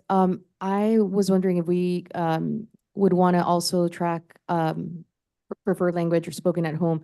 This is, for me, it's important to kind of understand language as well, because we want to make sure that we hear from diverse community members. Yes. Is it a yes, no, like is there a language other than English spoken at home, or do we want a list of languages? To have one question, you could do a list of languages. Yeah, preferred list would be language at great. home. Yeah. Yeah. Mhm. That way you don't have to do 2. I was wondering, I really like the language of number 9, and I was wondering if it would make sense to apply it to number 8, meaning like 9 indicates, says, do you identify as or care for a person with disability? So could 8 be, do you identify as LGBTQIA+ or care for an individual who, because I'm curious to know those who either identify as or have children or are caregiver for those who. Does that make sense to others or no? Yes. I also was wondering, I saw, so in 12, we have the list of all the schools, but I was wondering if someone at the beginning of the survey indicates, like in question 1, that they mark H, they're a Durham Community Partner Organization, could they then not see question 12, but instead skip to, and maybe an open-ended response where they can indicate which Durham Community Partner Organization they're affiliated with? Does that make sense? Mm-hmm. I think it would be hard for us to have a list of all the community organizations. I like a It would write-it. have, yeah, it would have to be an open text, and I'm not sure so for us to have an open text, that's something we'd want to analyze and try to understand. So we certainly can do that if you want people to list any community organizations they're affiliated with. I think you were asking if someone at the top of this number in question number 1 Mhm. says, I am a Durham Community Partner Organization, that they Yes. would we would then ask which organization. Because- Is that correct? Exactly, because they will not be able to, and we don't want them to answer 12 really unless they are also affiliated with a DPS school. Cool. Got it. So are you also saying in the list of schools, we can say not applicable or other? There's a other, other and prefer not to answer are down there. Yes, if that's how you could have a skip pattern where they didn't see 12, or just have a other, please specify, and that could be where folks write in, I suppose. Yeah, I don't feel strongly, just wanted to make sure that everybody has an option to identify if we're letting folks who are not affiliated with DPS schools complete this, and if they have an option to. I'm Well- just making a note here for the team. Sorry, just thinking out loud. So everybody will mark, to number 1, they can choose all. So Yeah. is it the case that everybody will actually be able to mark a school that they are affiliated with or central office? And they might also be indicating that they are a Durham resident and a member of a community partner organization? Or might there be people completing this who are just part of a community partner organization, but not affiliated with a school or DPS? Yes.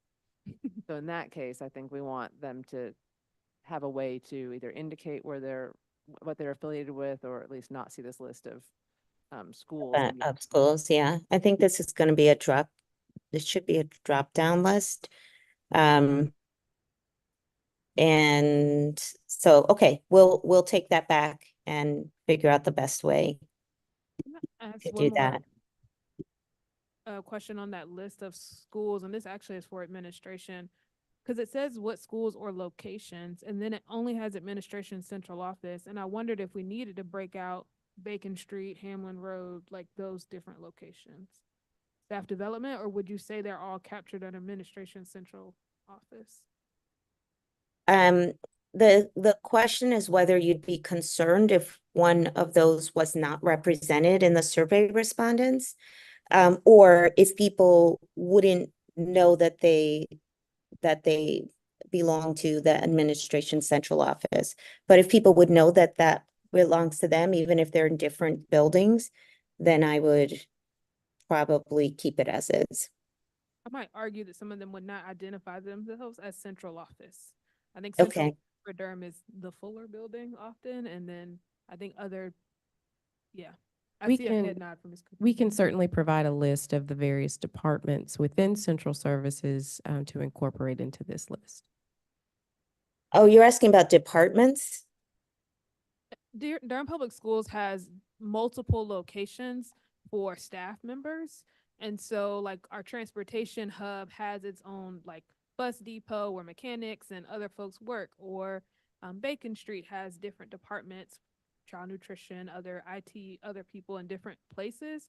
And so those central office, I think some people might not identify as that, even though they're in those locations, they serve multiple schools. I don't know if that's Yeah. help clarify. Yes, we would prefer not to have departments because it might feel so specific that people will feel like it's not as anonymous. But if you wanted the list of different building locations, that's fine. I think was that Sheena chiming in there that you can provide it? Yes, we can provide that, and we could provide clarity. Central services means transportation, child nutrition, and so they're all lumped under that one category, if that makes sense. That- Yeah. That would work. I didn't know if people would see it and see themselves in that description. That's what I was thinking. All right, any other questions? I'm gonna get there, yeah. Barring no other questions, you would like approval of these documents in the survey. Is that correct, Monica? That's correct. All right, Move approval. Documents. Second. Been moved by Ms. Valladares, seconded by Ms. Rogers, that we approve the community engagement surveys. All in favor, say aye.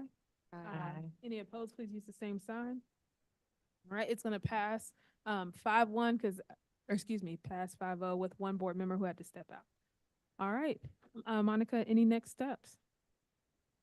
That is everything. We will get the job posted tomorrow. We'll be working with Sheena. Thank you, and nice to see you in the room. And it's been a pleasure working with her and her team. The community survey should be going out early next week. It will be translated and available in English and in Spanish. Hopefully we'll get all of any additional stakeholders tomorrow. And we are heavy in planning for our site visit, May 6th through the 8th. So expect some information from there. We also want to thank Nicole, Ms. Smith in the room, who has been working with us to find meeting times for the remainder of the search process. So we should have updates for you all about that as soon as those dates are confirmed. And that's everything. Thank you, Monica, so much for that. We appreciate all of your support and the support Alma's providing for this work so far. We're gonna close this portion of our meeting. Board, we will need to go into the next part of our meeting, which is a closed session. I want to apologize to the public. We are behind schedule, so we are gonna do this as quickly as possible and then come back out so we can get started with our budget hearing. All right. Board, I'll take a motion to go into closed session for the reasons stated on the agenda.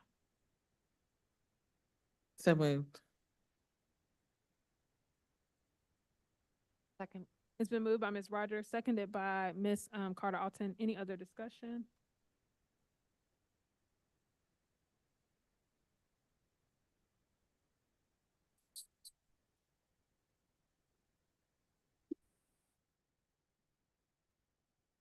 It's okay. Let me adjourn this meeting. Is there a motion to adjourn? Motion to adjourn. Second. All right. I don't believe I actually need to vote on this, so all that is being adjourned. So we're gonna open the next portion of this meeting. Called it to order. Closed session on this agenda. Move approval of the agenda. Second. All in favor, say aye. Aye. Aye. Any opposed? Okay, and then we have closed session on this agenda. So I'll take a motion to go into closed session. Move to go in closed session. Second. The move that we go into closed session for the reasons stated on the agenda. Any other discussion? All in favor, say aye. Aye. Aye. Any opposed? Passes unanimously. Again, to the public, we apologize. We will come back as soon as possible. Thank you.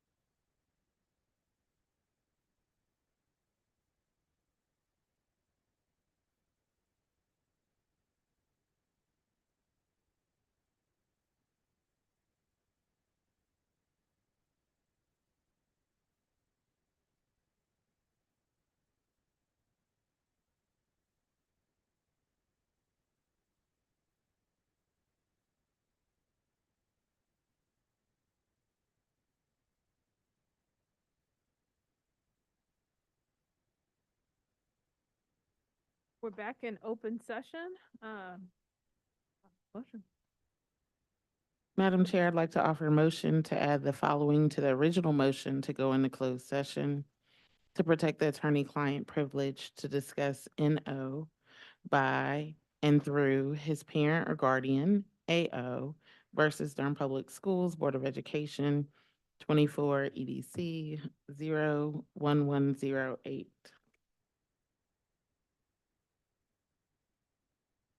Second. Been moved by Ms. Rogers, seconded by Ms. Valladares. Is there any other discussion? All board members in favor, say aye. Aye. Any opposed, please use the same, sign. It passes unanimously.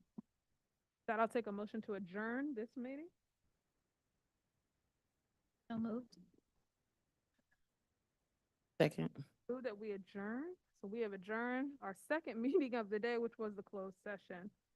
We're now gonna open up our next and last meeting for today, which is the budget hearing. So good evening, everyone who's joining us. The Durham Public Schools Board of Education budget hearing is now in session. At this time, we wish to extend a warm welcome to everyone who's joining us. I want to deeply apologize for the tardiness of the start of this meeting. The board had 2 previous meetings that ran over, so thank you all for hanging in with us, and again, apologize for our tardiness. The interpreters for tonight are Martha Romo Iguirles and Vanessa Peña Ramirez. Thank you all for taking the time to join us. The first item on our agenda is a moment of silence.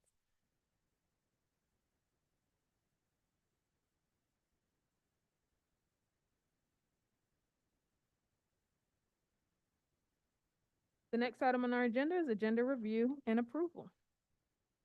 I move approval of the agenda. Second. It's been moved by Ms. Lewis, seconded by Ms. Valladares. Is there any other discussion? All those in favor say aye. Aye. Any opposed, please use the same sign. It passes unanimously. The next item on our agenda, we're gonna have Interim Superintendent Caddy Moore to give us an update on our budget. Good afternoon, board members.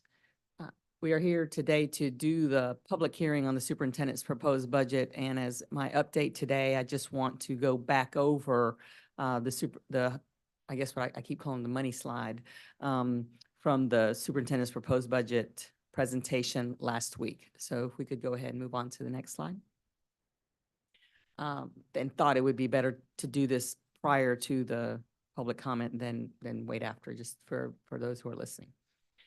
So on this slide, you see the totality of the increase in the local budget that I have put in the superintendent's proposed budget for the board to consider as their proposed budget to the county commissioners for 24-25. The top section in light green are the items that we do not really have a choice about. These are things that have come about based on legislative action.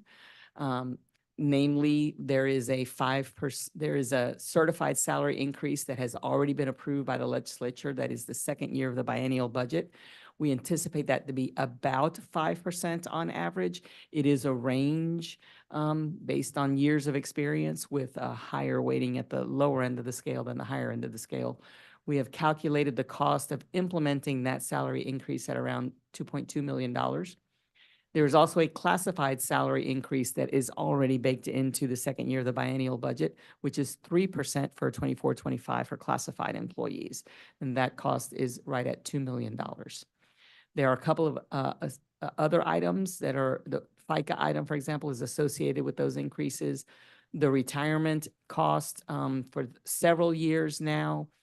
The state has been increasing the amount that state agencies contribute to the retirement of each individual employee.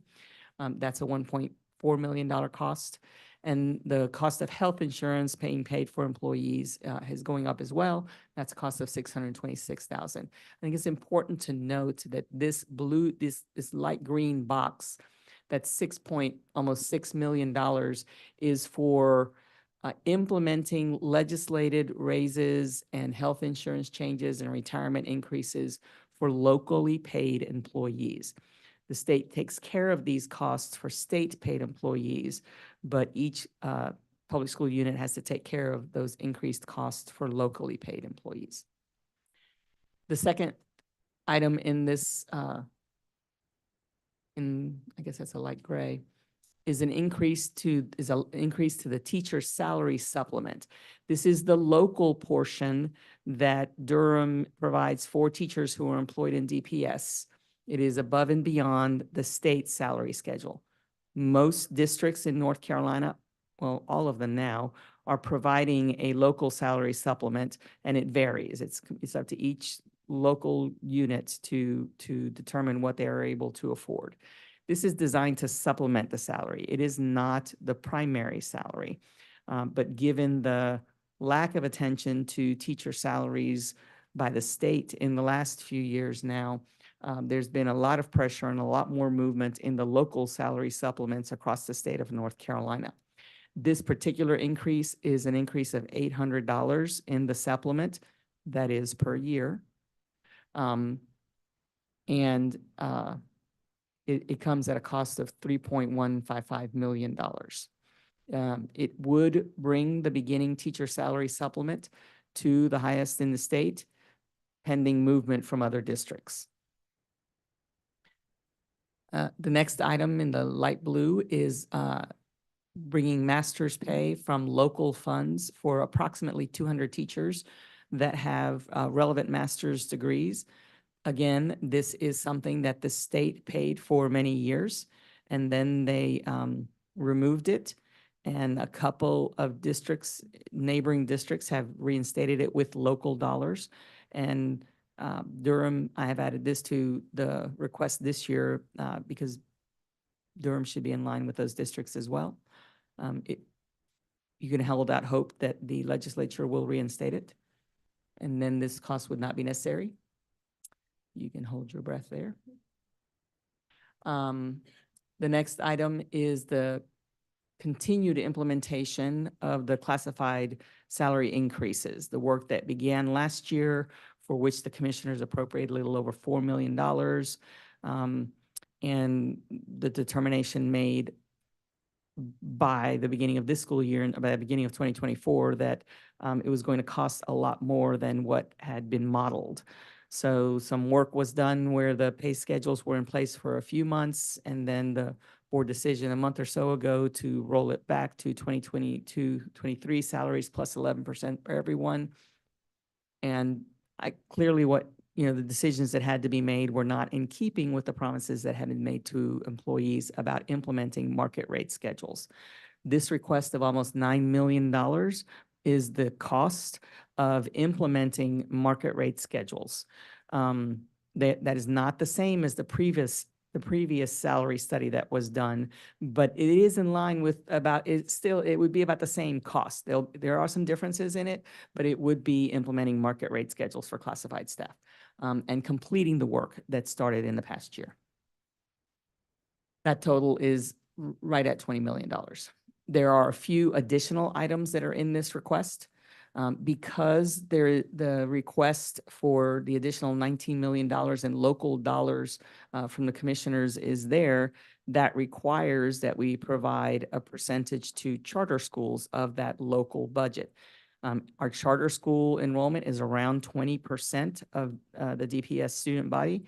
So 20% of that brings the additional pass through to charter schools would be about an additional $4 million for next year. We are also asking for the total cost of opening 3 pre-K classrooms at Murray-Massenburg.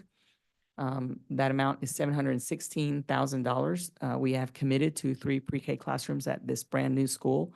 That is the total cost. That number could change depending on the number of slots that Durham Pre-K allots to Durham Public Schools. We have requested 45. If we were to receive all 45 slots, the amount of that $716,000 ask would come down to somewhere just north of $70,000, I believe. The next item is capital funding, building upkeep, maintenance in our school buildings. This is a request for $1.5 million. This is installment 1 of what really needs to be several installments over the next few years.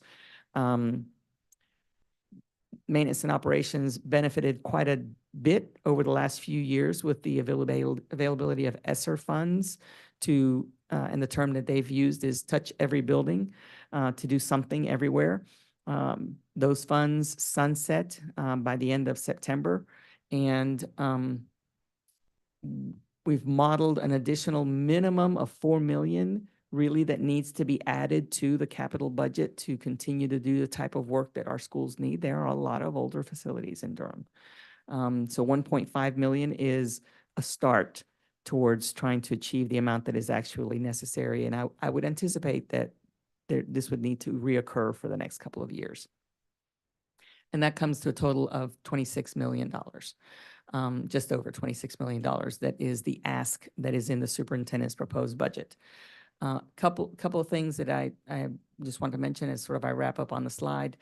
I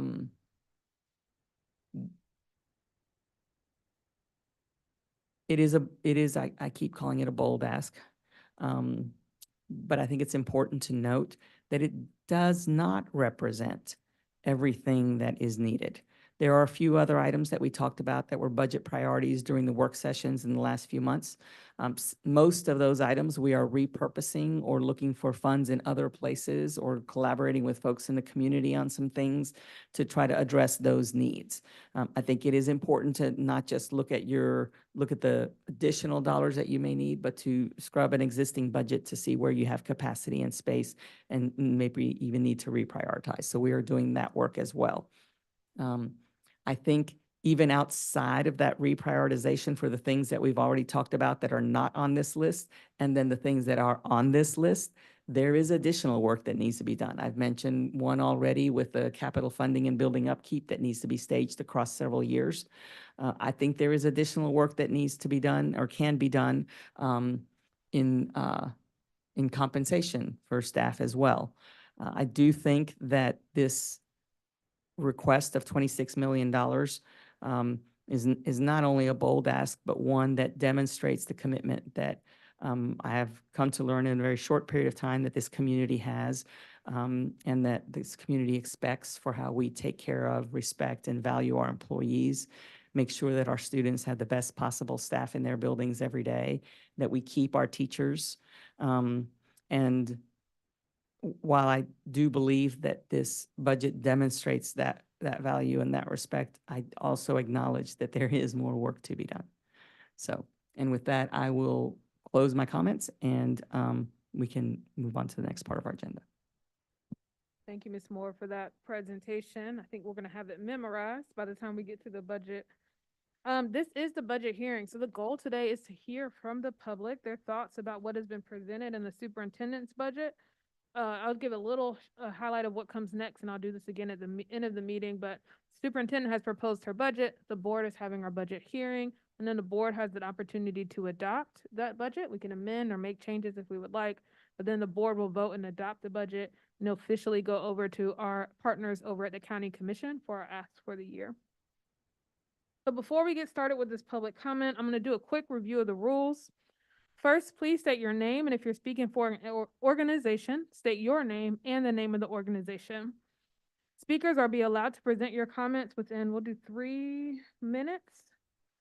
When the yellow light comes on, you'll have 1 minute left to start winding up your remarks. When the red light comes on, it will beep, and that indicates that your time is up. Complaints about named staff, students, or parents should not be voiced in open session. However, we are very interested in hearing your concerns with regard to the public education, in regard to public education, safety of our students, or to the operation of the school system. Finally, board members are going to listen very carefully to your comments and will consider them, but we do not engage in a discussion with our speakers. So the first, there's 2 people signed up on the line. So I'm going to ask, we do ask individuals to sign up for meetings. So Iris Pardue, and please. Oh, okay, we had 2 students that want to do this together. Okay. Iris Purdue and Kennedy Howard. Oh, all right. Come on up. Make an exception for the student. All right.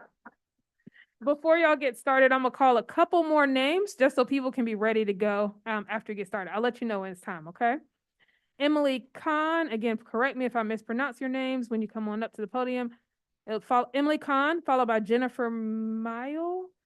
Earl Williams, and Oscar Graham. Emily Kahn, Jennifer Mile, Earl Williams, and Oscar Graham. All right. Students, y'all ready? Yeah. Take us away. We are Iris and Kennedy, and we are CC Spalding third graders. We are here to ask you all to pay for mental health counselors. Miss Williams is our mental health counselor at our school. Tomorrow is Miss Williams' last day because there is no more funding for her job. It has made a big difference at our school to have Miss Williams. Having our weekly chats with Miss Williams has helped a lot at home and school, and we think working with her is a lot of fun. She always ready to help you. You feel better actually if something bad happens. We are part of a big sister group, and it has made a lot less conflict between siblings. It feels helpful and more comfortable to have someone to talk to who you know you can trust. It also helps with our friends and classmates. We have more fun with them now. Miss Williams is essential to our school. She leads the mentor-mentee program. We would accept if you would pay for mental health counselors in a new budget. Thank you. Thank you, ladies.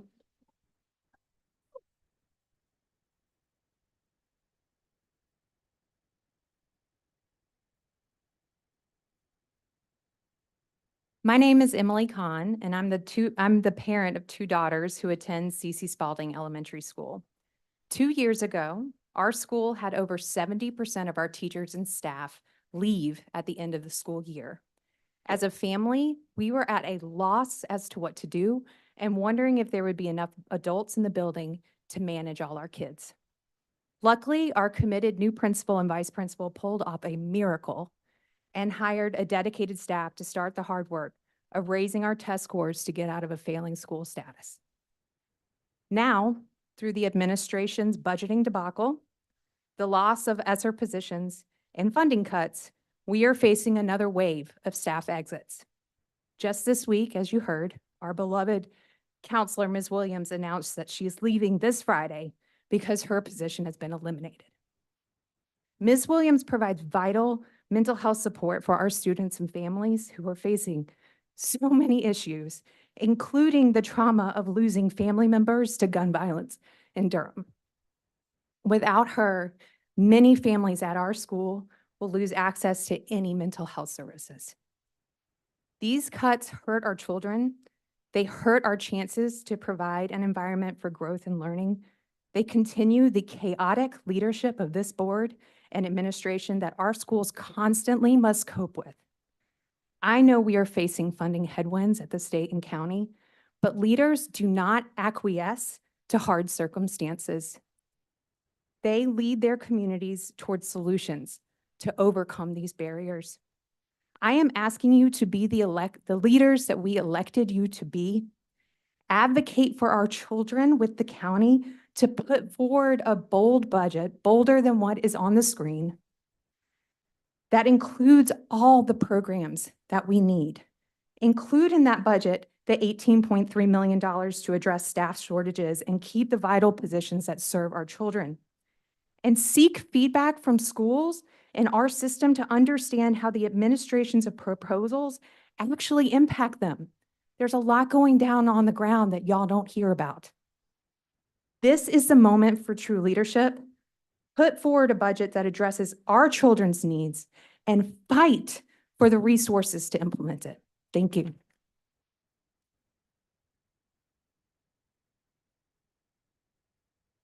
Jennifer Meal, followed by Earl Williams and Oscar Graham. My name is Jennifer Miskey, of bad handwriting, apparently. It's okay. I'm going to cede my time to Earl. Oh, thank you. My name is Earl Williams. I'm a special ed teacher, and I'm here to advocate for the self-contained special ed classes. I didn't expect to have this much time because last time on the board, you cut off the mic, said like 2 minutes. What I really wanted to talk to you about is the fact that the EC separate setting classes are in a crisis at this point. I don't know if any of you guys even know what we do and know how difficult the jobs are. Just to let you know, we are responsible for the most challenging behaviors in the school. We are responsible for the kids from the minute they get off the bus to the minute they leave the school. And a lot of times that's not till like half hour, 45 minutes after school is out because of the buses are late. We have no planning period. We have no lunches. We work straight through and we need help now. Okay, I have watched over the last 20 years, I've watched teacher after teacher work 1 or 2 years and less than a year and quit. I've mentored many teachers that just left. I mean, I told Dr. Mabenga prior to you that we were headed for a crisis, that we're going to get more and more self-contained classes, and we're not going to have any teachers to fill a position. Even Wake County years ago decided to make a special salary schedule for self-contained teachers. $200 a month is not a whole lot of money, but at least it's recognizing that we need people. Okay, at this point in time, if you go online, I don't know if any of you have been online lately to look at how many EC positions are open right now. I think there's like 14 to 50 positions open for EC teachers. And don't get me started about instructional assistants. We really need our instructional assistants and really need to pay them top dollar. We need to pay them more than the regular ed instructional assistants because we're talking about, toileting issues, behavior issues. It's just it's a crisis. It's just, excuse me, I'm not one for public speaking. I didn't write a speech. At this year, I put 20 years in here. And I don't see where the problem is ever going to get fixed. If we don't change what we're doing, you're not going to find teachers. And this is, one thing I wonder is there's 14 jobs. I know 12 positions that were not filled this year. So I don't know where the money went for those teachers' salaries. I've had friends and colleagues just leave the job because they were tired of, one guy left because he could make more money working as a baggage handler at RDU. Another teacher left, a personal friend of mine, great teacher, she left because she got tired of doing the paperwork for 2 other classes and not being compensated for it. I just hate to say it, it's a mess, and I just need you to understand that EC separate setting classes need to be considered in the budget, and there needs to be something done because you will not have enough teachers to teach these kids. And it's going to be cheaper to hire teachers and pay us more than to handle all the lawsuits that this district has probably gone through. I'm not familiar with the particulars, but I know this district has done a lot of litigation trying to protect, special ed services. So, please do something about it. Put it in the budget. We're 1% of the population. Paying a special rate for special ed teachers is not going to kill the budget. Thank you. Thank you. Oscar Graham. Oscar will be followed by Maggie Radat, Sky Deal, Deshaun Anderson, and Kristen Southworth. So we got, I'm gonna read it one more time. Maggie Radat. Now, again, please correct me if I mispronounce your names. Sky Deal, Shashawn Anderson, Kristen Southworth. All right, there you go, Mr. Graham. Good evening. Since brevity has its own reward, my name is Oscar Graham. I've been an educator for some years now. I'm working in the EC department, probably one of the largest departments in our school systems.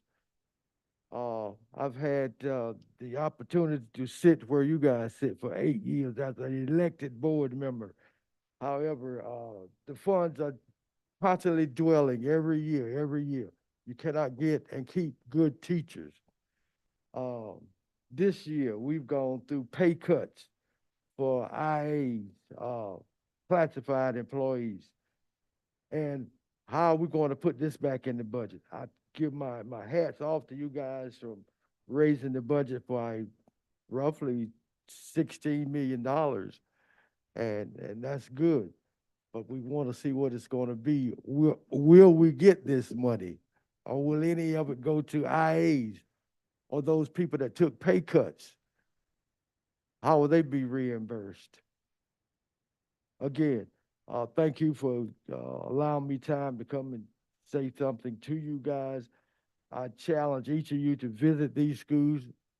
Don't go to the good classes. All classes are good, but go to the EC departments and just spend a half a day. I challenge you to do that.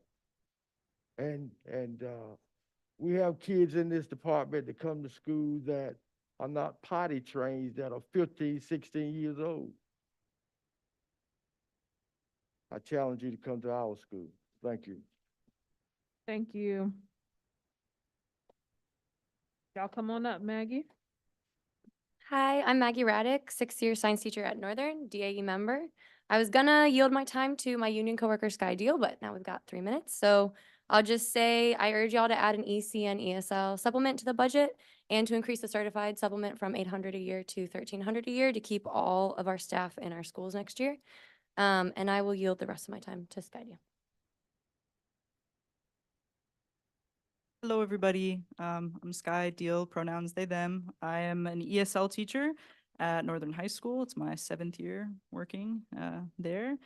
And I'm also the department chair. I've seen a lot of people come and go within my own department. I became department chair kind of by default because everybody else left. And that was when I was just still a beginning teacher, but still at the end of that time. So it's challenging to retain qualified staff, and I'm here to advocate for the $200 supplement for EC and EL educators.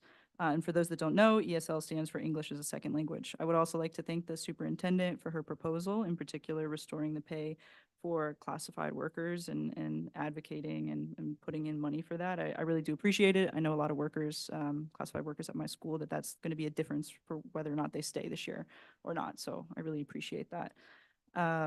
And for as far as what EL teachers do, similar to EC teachers, we are required to have extra qualifications, be case managers, do paperwork, administer testing, schedule meetings, check in on students, assist teachers and other staff members with modifying assignments. We teach all students that come in and need language support. So we have students that speak a variety of languages, not just Spanish. In fact, right now, we have ones that speak we've got over 10 different languages just in our newcomer class. We've actually had an increase in our newcomer population that has gone up. Our classes are full. We have over 233 EL students at Northern. And just to list some of the languages, again, just in our newcomer class, not even talking about ones that have been here for many, many years. We've got Vietnamese, Urdu, Kinyarwanda, Arabic, Otomi, Farsi, Pashto, Swahili, Hausa, and French, and of course, Spanish as well. So we have an amazingly diverse population, and I definitely encourage you to come visit any of my classes or my department's classes. There's only 3 of us, but we have 233 EL students at Northern. That means our caseloads are 77 each over that. And I can tell you that that is not sustainable for all of those extra requirements. And we do not have extra time or extra pay for those extra requirements. And to be clear, I love working with EL students. I love their energy, their enthusiasm, their dedication, their knowledge of the world, and their unique personalities. It is a joyous experience to be able to teach and be in the room with them and see their growth. We are teaching them a life skill, language is a life skill, and to be able to see them go from coming in with limited or little to no English to acquire a language, be able to function in society and use that language and go work or attend community college or university. That is a wonderful thing to be a part of, and graduation is always a very incredibly emotional experience for me. I love to see their growth and their progress. So they deserve all of the support. In addition to all the things I've mentioned, keep in mind we collaborate with EC. There are students that are both EC and EL. There are students that come that cannot read or write in their first language. So we are talking about a barrier of learning that in addition to learning a new language. Students who haven't been in school for 5+ years or sometimes ever. We give tours in various languages or using Google Translate to the best of our ability. We explain cultural differences because I can tell you it's a shock, cultural shock, I promise. We advocate for students and we teach them how to use technology because many of our students have never seen a computer before, let alone used one. And I can assure you that all the different logins for our computers are very confusing. So trying to get them used to that and this day-to-day schedule is a lot. So all of that is to say that I know I love being in Durham. I love the diversity here and I love the values here. And I know that the board has said that they love those things too, and they're proud of the programs and inclusion that we offer in this community. But I hope that even though, as others have said, this is a very strong ask, and I understand that it's a lot of money, but this extra monthly compensation would be a really critical need, in my opinion, because what's going on now with EC and EL, it's inequitable and it's unsustainable. And I want to be able to stay, and I don't want to see more of my coworkers leave. And I want to be able to continue to support the community. They deserve that. I think a monthly EC and EL educator supplement would help attract and retain qualified staff that our EC and EL students absolutely deserve. So thank you for your time and for listening, and feel free to come visit.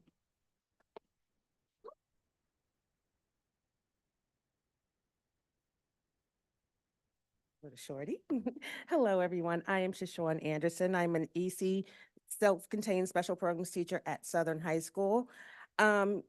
So you know what I'm going to talk about. You've heard 3 compelling arguments, discussions, viewpoints on what we experience as exceptional need children's instructors, English as a second language instructors. We need your help. We need you to, I heard someone say, we need to be a budget priority. I took that note. We need to be a budget priority. I'm not going to exhaust this. I'm not going to beat a dead horse with a stick. You've heard it a number of times. I just want to highlight in the special programs, which used to be called separate settings, self-contained. We call them my babies. I'm with them all day. They get off the bus, they're with me. I put them on the bus at the 9 o'clock, Mr. Graham, and then they go on the bus at 4 o'clock all day. We get no planning period. I eat my lunch with my babies.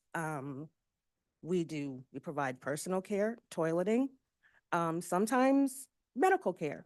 I've had students I've had to tube feed, and that's when you have to literally put a tube in a baby's belly so they can eat. I've had students that I've had to catheterize. It's serious what we do. Please, please, I implore you, come spend the day with us. See what it is we do. See the love that we have for each and every one of these students. And this is not cliche. This is for real. I love my babies, but I need you to see that. We all need you to see that. We need you to see us and hear us, please. Thank you. All right. Next, we have Kristen Southworth, but I'm going to go ahead and read the next group of names. Deneen Cherry, Anna Benfield, Delaney O'Connell, Allison Swain, and Mick Amato. I'm going to read them one more time.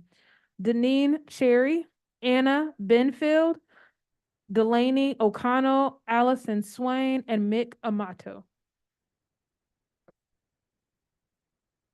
All right, come.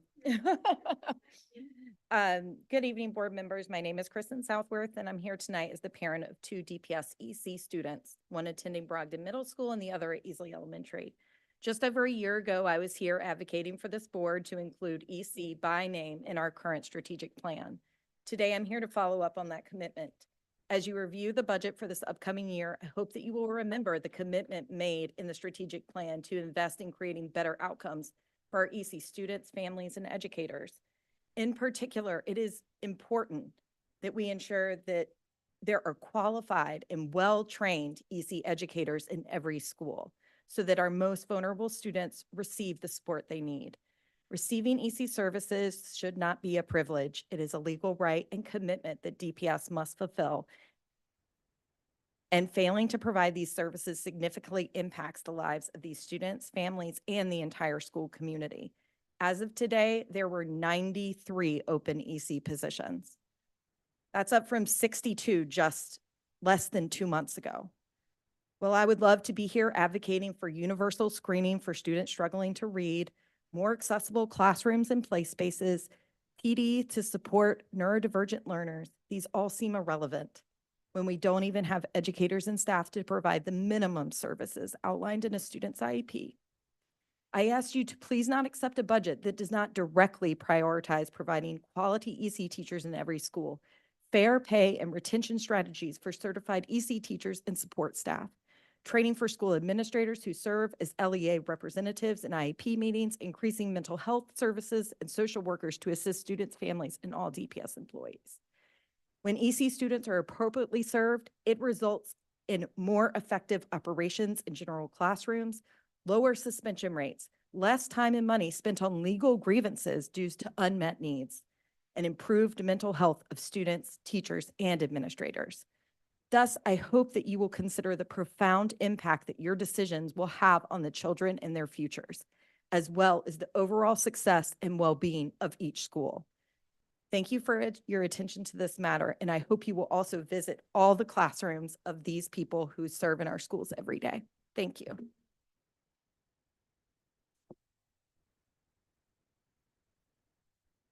Hello, my name is Deneen Cherry. I'm giving my minutes to Annabelle.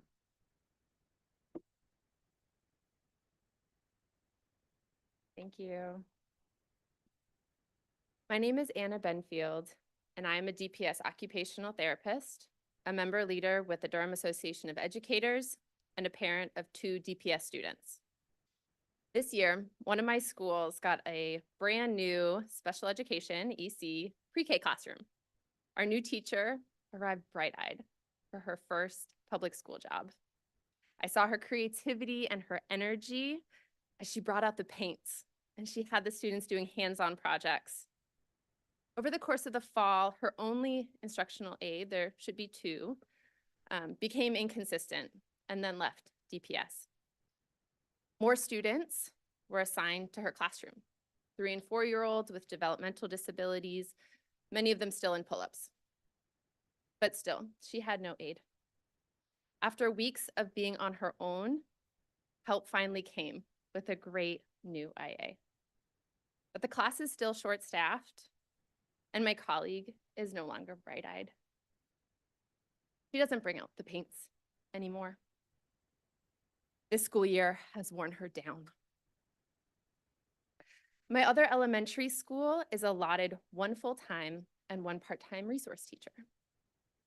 But when the part-timer quit in the fall, tired of the overwork and the disrespect, the full-timer picked up the balance. She made sure that every student got their services, and she ran herself ragged for months until they filled the position. She currently works 2 additional jobs and has persistent fatigue. Stories like this are distressingly common, and I wonder darkly how many of my colleagues will not return next year. I've seen firsthand the rich experiences our school communities can provide our students. As when I recently visited my 4-year-old's pre-K classroom at the Whitted School. The room was bright and colorful, filled with art and letters and perfect 4-year-old learning stations, and sufficient staff to keep the students engaged and safe. Every child deserves a classroom like this, but as staff remain underpaid and increasingly overworked, I fear it will become the exception rather than the norm in DPS. It's painful and frightening to see dedicated educators worn down and our children underserved.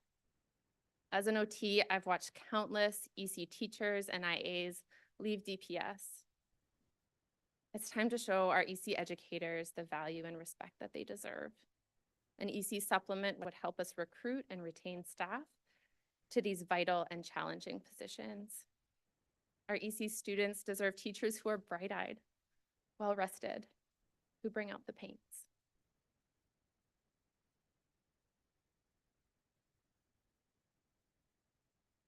Thank you.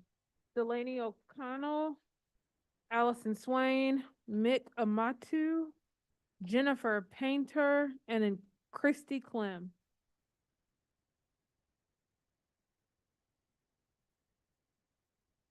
My name is Delaney O'Connell, and I cede my time to Mick. Delaney, Allison is signed up behind you. I was gonna say, so you can cede your time to Allison. We were both gonna cede our time to Mick. All right, Maybe there you 3 go. minutes, That so works. here's Mick. That works. Hi, everyone. My name is Mikamato. I am a member of the Durham Association of Educators, and I'm an EC teacher at Durham School of the Arts. I'm here to encourage you all to include an EC and ESL department supplement in your budget for next school year. I'm making a public comment today to talk about the work that I love, and I'm also here to talk about the work that we as EC teachers are expected to do every day. Though I'm sharing my perspective as an EC teacher, I want to emphasize that every person in our EC departments working with our students plays an equally integral role in the work that we're trying to achieve together. Prior to working in Durham Public Schools, I was a special education teacher in New York City. And when I started here in Durham, I was unprepared for the amount of hats that we as EC teachers were expected to wear. The expectations for us require far more than an 8-hour workday, as many of my colleagues have shared already. Today, I'm just going to scratch the surface and name a few. We are case managers. So we schedule team meetings, we prepare legally binding paperwork, communicate with our students' teams, writing quarterly progress reports, preparing the educational documents that outline services and accommodations, and assessing if the supports that we're providing are meeting our students' needs. We're teachers, many of us providing multiple kinds of service delivery. I myself am a co-teacher to 2 different grade levels, a resource room teacher for 9th and 10th graders, and I also provide one-to-one services for students with social, emotional, and self-advocacy goals. These services are provided sometimes during my prep, IEP writing periods, and oftentimes my lunch. We are members of a team, picking up students on our caseloads when EC teachers inevitably and understandably leave in the middle of the school year due to burnout and options elsewhere. We are resources for our students, their families, and our school community. And finally, and perhaps most importantly, we are fierce and loving advocates for our students in hopes that they experience the transformative qualities that supportive, inclusive, and affirming learning spaces can provide, and that a standardized high-stakes testing culture doesn't often allow for. I know that all of us here believe that high-quality education should be accessible to all learners. In order to achieve this, DPS needs to be able to retain qualified, passionate EC teachers who can afford to live in Durham and who feel that their work, time, and expertise is respected and valued. I urge you all to pass the budget request plus a little more for EC and ESL. We're ready to stand with y'all, caregivers, and the community to push the county to fully fund the request. Thank you for your time. Thank you. Next, we've got Jennifer Painter, Christy Clem, America Barrera, and Simone Cadu. Good evening. I'm Jen Painter. I was also someone who had planned to cede my time. But as an ESL teacher, I will just speak to you a little bit, which as a language teacher, to be here without significant notes and preparation is kind of my nightmare. But I'm just going to tell you a little bit about my program, which is at Jordan High School, and why I think the education of our multilingual and bilingual learners deserves support in the form of a supplement to their teachers and other educators that work with them.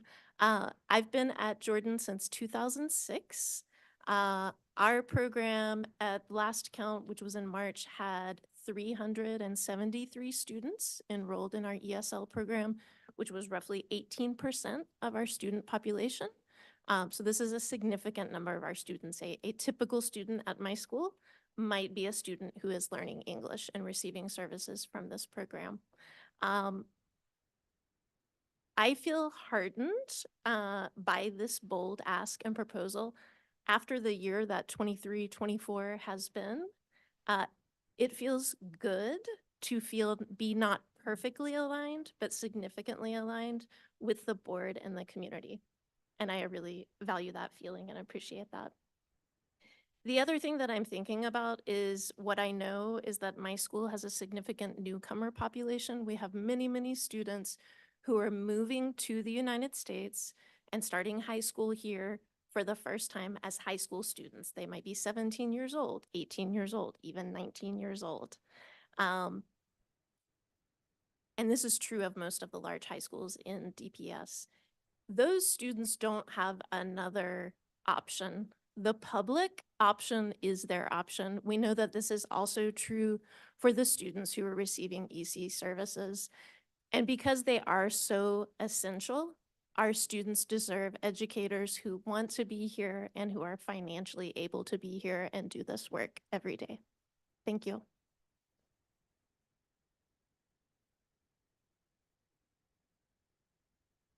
Good evening. I'm Christy Clem, physical therapist. I don't think I've ever shared that I'm a former teacher, athletic trainer, but I also taught ESL. So I don't know the ESL population to work directly with them in DPS, but I understand what those teachers are saying.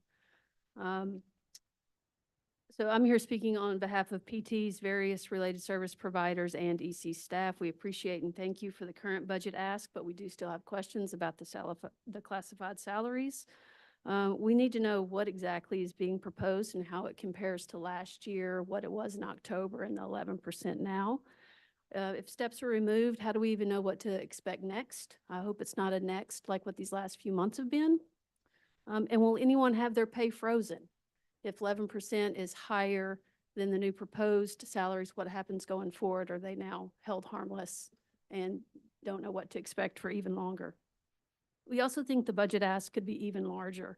One of the DPS core beliefs is shared responsibility and high expectations. And this states on the website that our community utilizes its collective resources to support every child and that the Durham community shares responsibility with DPS for the success of children. Please don't lower the budget ask or pick a number that you think is safe or maybe a better guaranteed yes to the county commissioners. Ask what the students deserve and what the staff deserve so we can give the students the best opportunity to reach those high expectations that we hold. I'm asking you to add a monthly EC supplement. Year after year, I'm in EC classrooms that are short-staffed. Those vacancies are there. A lot of classrooms have those year after year, from preschool to high school. They should have 3 staff members in there full-time. Sometimes we have 1, maybe 2, and oftentimes subs don't take those positions, or when subs do come in, they don't have the medical training for those students. They haven't been trained in how to provide lifts, behavior management. So they may be there as a person trying to help, but they're running to get lunches or picking someone up from the office. They're not able to, sub is not able to truly help with the classroom management and what those staff need. EC is difficult when all positions are filled with experienced teachers, but those challenges grow exponentially when there's vacancies and turnover. Students are less engaged, there's negative behaviors, classroom management's more difficult, stress level goes up of the educators, other staff are pulled for emergency coverage, staff get burned out and leave, new staff come in, they don't feel supported, they leave very quickly as well. Unfilled positions can decrease the overall safety for students and staff. This could be we don't have enough people for emergency evacuations. Which 2 of the 4 wheelchairs are you getting out of the building and which ones are you leaving behind? Those are things that we see happen on a regular basis. A preschooler elopes from a broken fence. You have 1 staff member that stays on the playground and you have 1 that runs after that child. Thank you. America Barrera, Simone Cadu.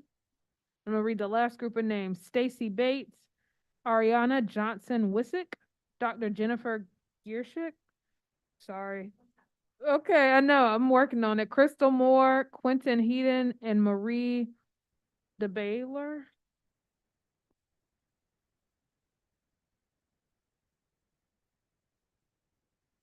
Me llamo América Barrera, soy de la Riverside High School y estoy aquí para instarle a aceptar la propuesta de superintendencia para el próximo America, año. can you hold 1 second? We're gonna grab an interpreter for you so we can translate for that. Yeah. Okay, we have a someone who'll come in just a second. Give me a minute. Are y'all okay switching? Miss, oh nope, there she. Yeah. Miss Cadu, or Simone, are you okay going first? Is that okay? America, we'll come right back to you. We just want to give the interpreter time to come up.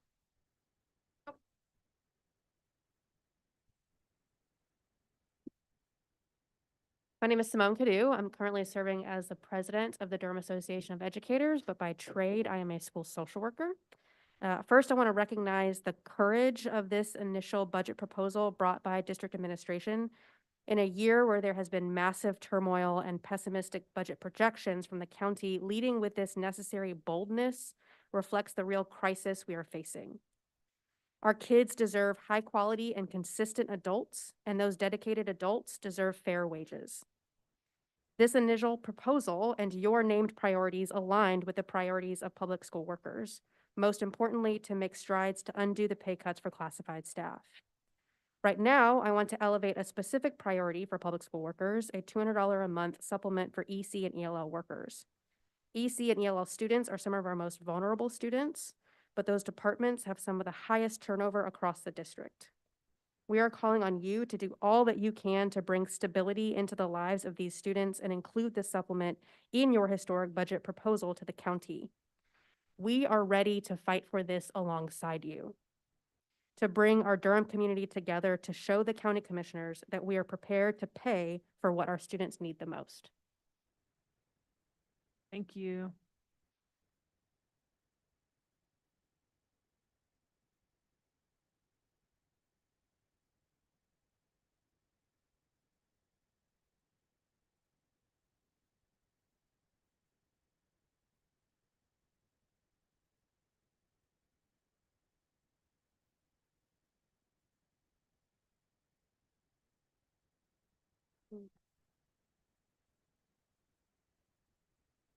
Me llamo América Barrera y soy de la Riverside High School y estoy aquí para instarle a aceptar la propuesta de superintendencia para el próximo año, más un suplemento EC en ESL. Porque como estudiante me da pesar ver cómo personas que han dedicado su día a día para crear mejores ciudadanos y que se esfuerzan en dar lo mejor, se salgan por todos estos inconvenientes. Cada vez quedan menos personas calificadas y si esto sigue así nos quedaremos sin ninguna.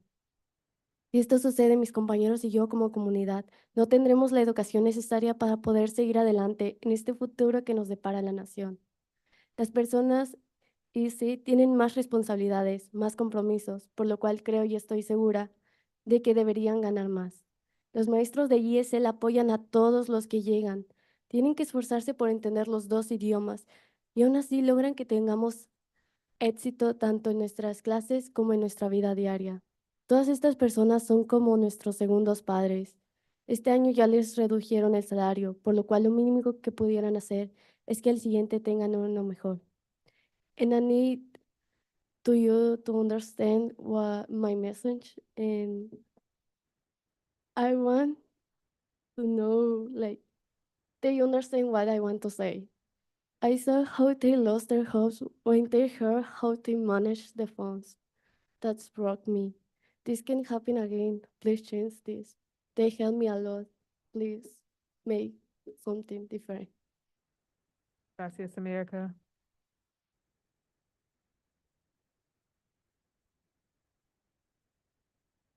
And I'm going to be reading because she already had her statement down. Hello, I am here. I'm from Northern High School. I am here to instate you to accept the superintendent's proposal for next year to have more supplemental on EC and ESL. Because as a student, I feel sorry to see how the people that has dedicated all day to create better citizens and are giving their effort to make sure that everybody is getting out of the inconveniences. Every time is making less and less money, and there's every time less and less people qualified. If this is going to continue like this, we are not going to have anybody left. If this happens, my classmates and I as a community are not going to be having the education that is necessary to keep going forward in this future. People on EC have more responsibilities, more compromises, and I believe, and I am so sure that they should make more money than other people. And for those that have more than one language, they are always making the effort to understand these two languages and make sure that we all can have better success. And I also want to say that they are like our parents in school. And this year, they already reduced their salary to the minimum that they could be. And we want to make sure that for next year, they have one better. Thank you. Next, we have Stacy Bates, Ariana Johnson-Wissick, Dr. Jennifer Giersid, I'm sorry. I can't also, I'm having trouble with the writing. Crystal Moore, Quentin Heaton, and Marie DeBaylor.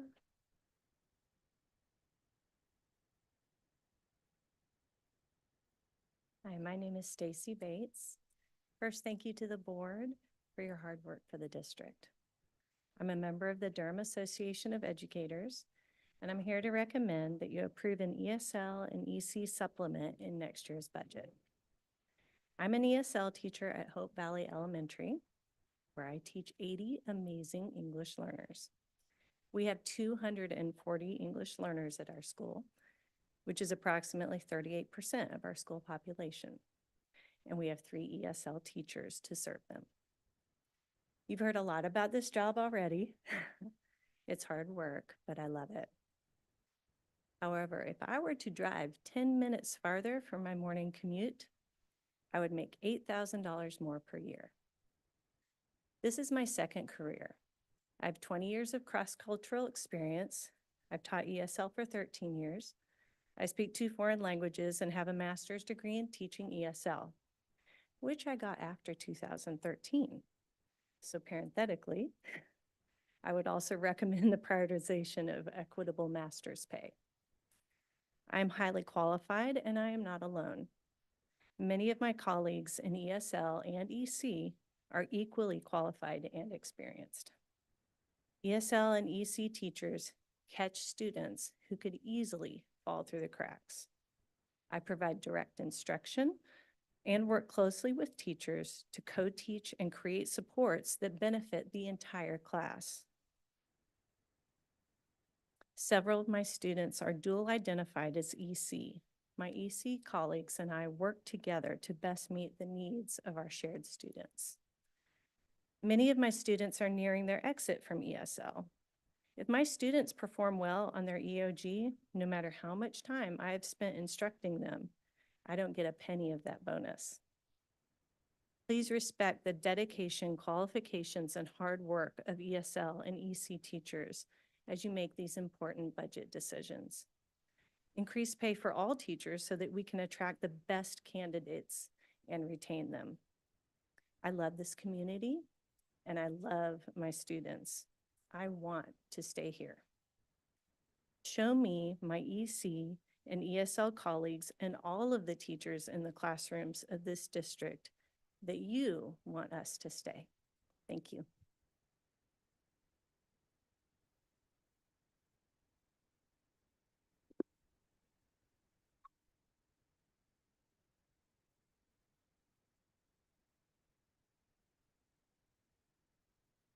I'm Ariana Johnson-Wissick. I am a EC IDE Special Programs teacher at Jordan High School, and I, like many of these others, work with this very vulnerable population. I'm not here to beg or try to convince you of my worth, nor do I want pity or an apology. We have already sat and suffered through seasons of apologies. I am here to remind you of what and who we are fighting. Diane Ravitch exposed that the system is not flawed, but rigged to fail. There are truly evil people bent on ending public education, and your decisions either work to empower them or expose them. These decisions are not difficult, but obvious when faced with the threat of Michelle Morrow. Be brave when standing in the shadow of the supermajority and dare to demand what our instructional assistants, ASL interpreters, occupational therapists, physical therapists deserve. Draw a line in the sand and prove that you stand with public education and pass the long overdue EC supplement. And that is all I have to say. Thank you. You come on up. But I will certainly try. Girish. Yeah, sorry, my handwriting is really terrible. Dr. Jennifer Girish, I'm a behavioral scientist and health services researcher. I'm here in neither of those capacities, though that does inform my comments tonight. I am a mom of 3 DPS students, 2 elementary age students, and 1 middle school student. All of them at one time have been in the EC program and have benefited tremendously from EC services from our incredibly dedicated staff, OT, speech, the AIs, the facilitators, all of the folks that serve the EC program. I first want to say that the comments tonight prove, and I know it's kind of a little cliche, that not all heroes wear capes. I mean, talk about hero-dom right here. The folks that are working in the self-contained classroom, the people that dedicate their lives to working with and for EC children are the lifeblood. They show us what real, true humanity can look like. These are the children that most people would want to throw away and forget about. They are forever in the hearts and minds of these wonderful service providers and educators. And I hope you hold them in your hearts and minds when you think about that budget and pass a bold, aggressive, assertive budget that covers decades of shortfall for the EC program. I do also want to remind you, as I say every time I've come to speak to you all, that it is not only just the right thing to do, the moral and ethical thing to do to fund EC, it's your legal obligation to fully fund. Last time I was in this room talking to y'all, we had zero EC facilitators, teachers, educators in my elementary school of nearly 700 kids. My children, my EC kids, my children went without services for over a year. And we got no comp services from that. We also know that when you provide services for EC children, the whole school community thrives. They enrich the diversity of our community. They uplift our souls. They add to the rich fabric of what we as DPS hold as a community that values inclusivity and diversity. That includes children with disabilities. I urge you to fully fund our EC department and fill all vacancies, all EC vacancies, with highly qualified EC personnel. I urge you, which I don't know, but I haven't seen in the budget, to create an autism specialist position for EC. We have so many autism people in our district, and we have no one who is dedicated to serving their needs. I know firsthand how helpful it could be to have someone who's dedicated as an EC specialist for our district. I urge you to be bold and courageous in your budget choices. I ask that you fully fund the $18.3 million compensation for staff shortages. I want you to have a special EC supplement. I want you to make sure that you're taking care of our bus drivers, our after-school folks. I also want to say one thing. One thing. That's an aligned issue. We are failing also in school suspensions for kids with disabilities. Our rates are near double for kids without disabilities. We are failing on that metric, and that is directly aligned to the inequitable treatment and access and funding that we give to EC. Our suspension rates for kids with disabilities Thank you, Dr. Gearshid. Thank you. Crystal Moore, Quentin Heaton, and then Marie DeBaylor.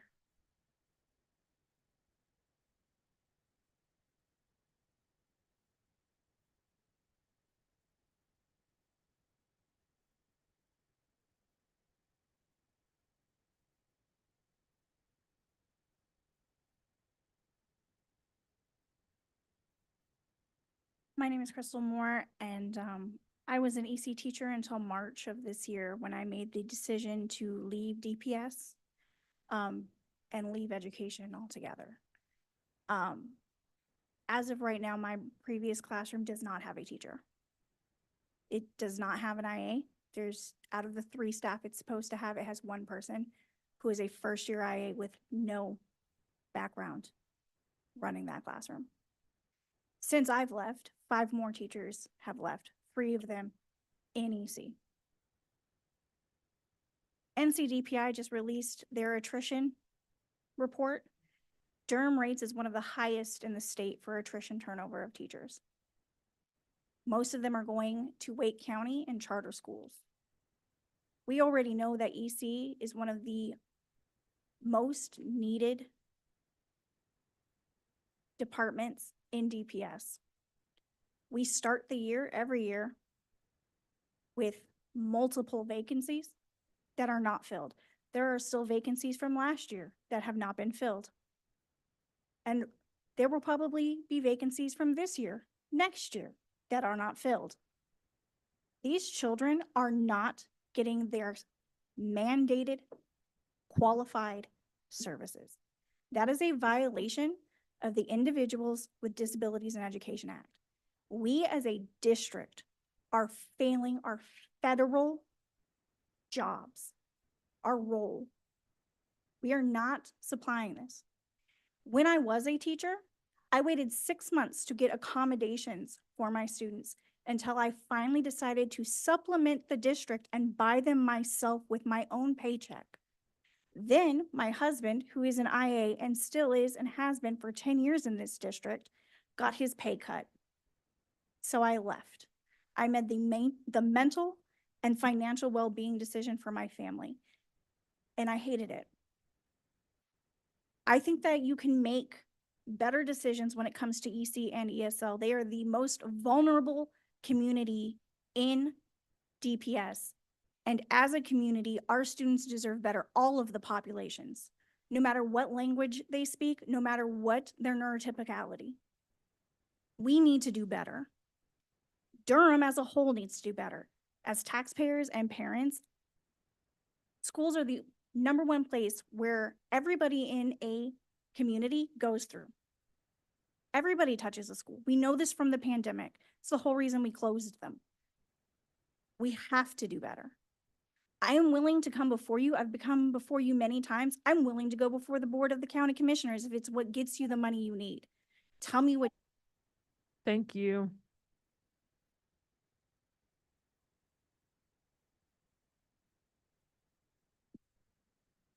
Good evening, Quentin Hedden, Riverside High School, ECIA, and before I returned to being an IA, I was an EC case manager. I was a BT math teacher. So I have worn many hats in my 10 years of being in Durham Public Schools. But everything you've heard from my fellow champions is 100% correct. The turnover is absolutely abysmal. We have to do better somehow, some way. EC, and I've heard this terminology from my own students, why is the EC department treated like the redheaded stepchild? And I can't give them an answer. I've created programs to incorporate EC kids to come in and join clubs, even when my school has shut down clubs. I host a team in esports. I have one of 3 schools in Durham that have that esports program. And I bring EC kids, kids with autism, kids with physical disabilities, kids with learning disabilities, into that environment to let them know that they are welcome. My question is, if an instructional assistant can create programs that can incorporate and bring in the entire community of one school, what is stopping this board from passing and doing what is needed to maintain the teachers and the educators in EC that they need and deserve? We deserve better, and you deserve better. I know we have come to you with the emotions. We've come to you with guns blazing and fire. And we know that it's not just you that we have to come to. We do have to go before the Board of County Commissioners. And as my lovely wife has stated, whatever you need us to do, we will do it with you. But that's the thing. We want to do it with you. We have said for years, we are DPS. We are the spark. We are the Ignite Academy. We do all of these things to bring this community together. But as of late, I have seen, even in my own school, I've seen disrespect from APs to teachers. I've seen teachers walk out because they can't tolerate it anymore. I've seen my students cry because they don't get the services they need. And they like, I might as well quit school because I don't have a teacher in this classroom to help me. So I forfeit my lunch and I tutor. Even if I don't know the subject, I'll study it and tutor it with them. That's dedication. That's what Durham Public Schools is.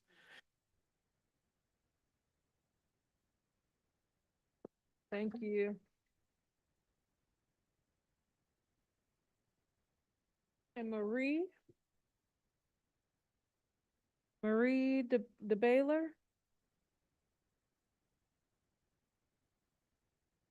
All right, Marie, if you're here, come on up to the podium. All right, colleagues, I'll open it up to my board colleagues if they have any comments or questions as we get ready to move forward. I do want to ask a quick one to Ms. Moore. When we looked at pay proposals, and these are all proposals, right, with the money that's in our budget. So if the budget is funded, then pay proposals may move forward. Was there a differential for exceptional children teachers and IAs in that? Right, I think I think that's in the classified salary schedule. If it doesn't already exist in the Durham pay scales, it is not a part of the proposal. And I've already asked for the numbers.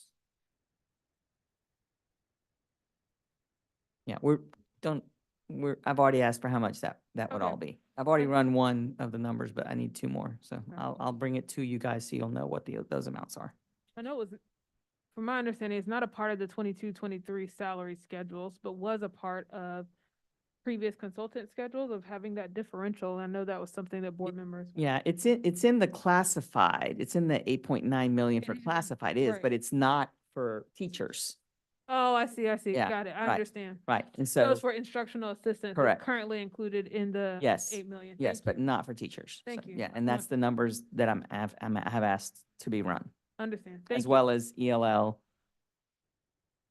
And I already have the amount for the increase in supplement if you want to know what that is. It goes from 3.155 to about 5.1 something, 5.2. So it's an additional $2 million on the supplement to move it to the 1,300 from the current 800 being proposed. Does that make sense to everybody?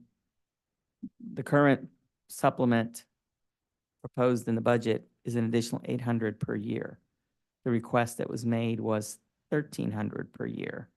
That amount goes from 3.155 to about 5.2-ish.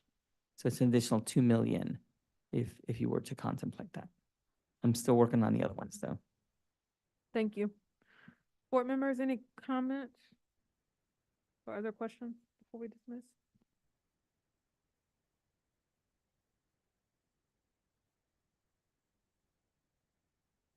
Just the context that we've discussed about the state caps, and also just want to bring in our legislative agenda and how we also, this is one of the important points to acknowledge that the state has an arbitrary cap, and that my colleagues, also made sure that that was included in that draft board legislative agenda.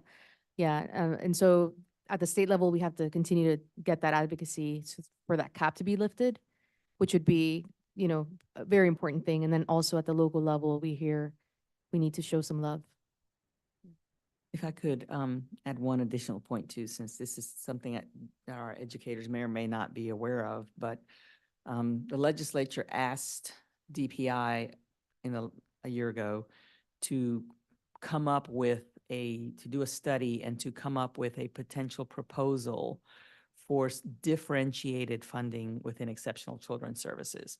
And what that is acknowledging that right now, the way exceptional children are funded is based on a child count. It's done in December and it's done in April, and you get a certain amount of dollars per student. Those dollars are the same regardless of the level of service that a student requires. And not all students require the same level of service. This area, the Research Triangle area, Raleigh, Durham, Chapel Hill, is a mecca for students that have the most complex needs. That has a lot to do with the health services and community agencies that are here for support in this area. So this is particularly important. This notion of a proposal for differentiated funding acknowledges that not all EC students, I guess, cost the same in terms of what the services are, and provides a higher level of allocation for the higher needs students, and that you would sort of break out the students in your district at different, I think there's 3 levels in the proposal. DPI came up with the proposal. They have sent it to the General Assembly for review. So the action next is on the General Assembly on whether or not to move on this differentiated proposal. I believe, if I am not mistaken, that the proposal will cost an additional about $250 million. Maybe it might even be a little bit more than that. But it costs more money. So the proposal, in order for it to be funded, would require additional funding from the General Assembly. So I put that out there because I think that that is a place where a request was made, a proposal has been provided, the cost has been established, and the next steps now are with the General Assembly. But I do think that it is something that has been asked for years, that people acknowledge and take a look at the fact that a differentiated funding formula would more equitably distribute funds to where the needs are. So that's something that to sort of keep your eye on in terms of what happens on Jones Street. Is it in this budget cycle on Jones Street? It's been provided to the legislature as a report. But they have to do something with it.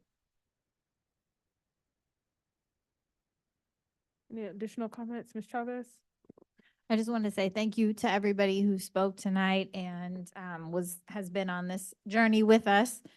And just advocates, takes the time to advocate. It takes a lot to be here and all of the, the letters that we're still receiving. I wanted to just ask our board chair or Superintendent Moore, if you could just one more time go over the timeline, what will happen on next Thursday, and then May, just to reiterate those dates when we expect to pass our budget request and send it up over to the county. I'll try to remember this.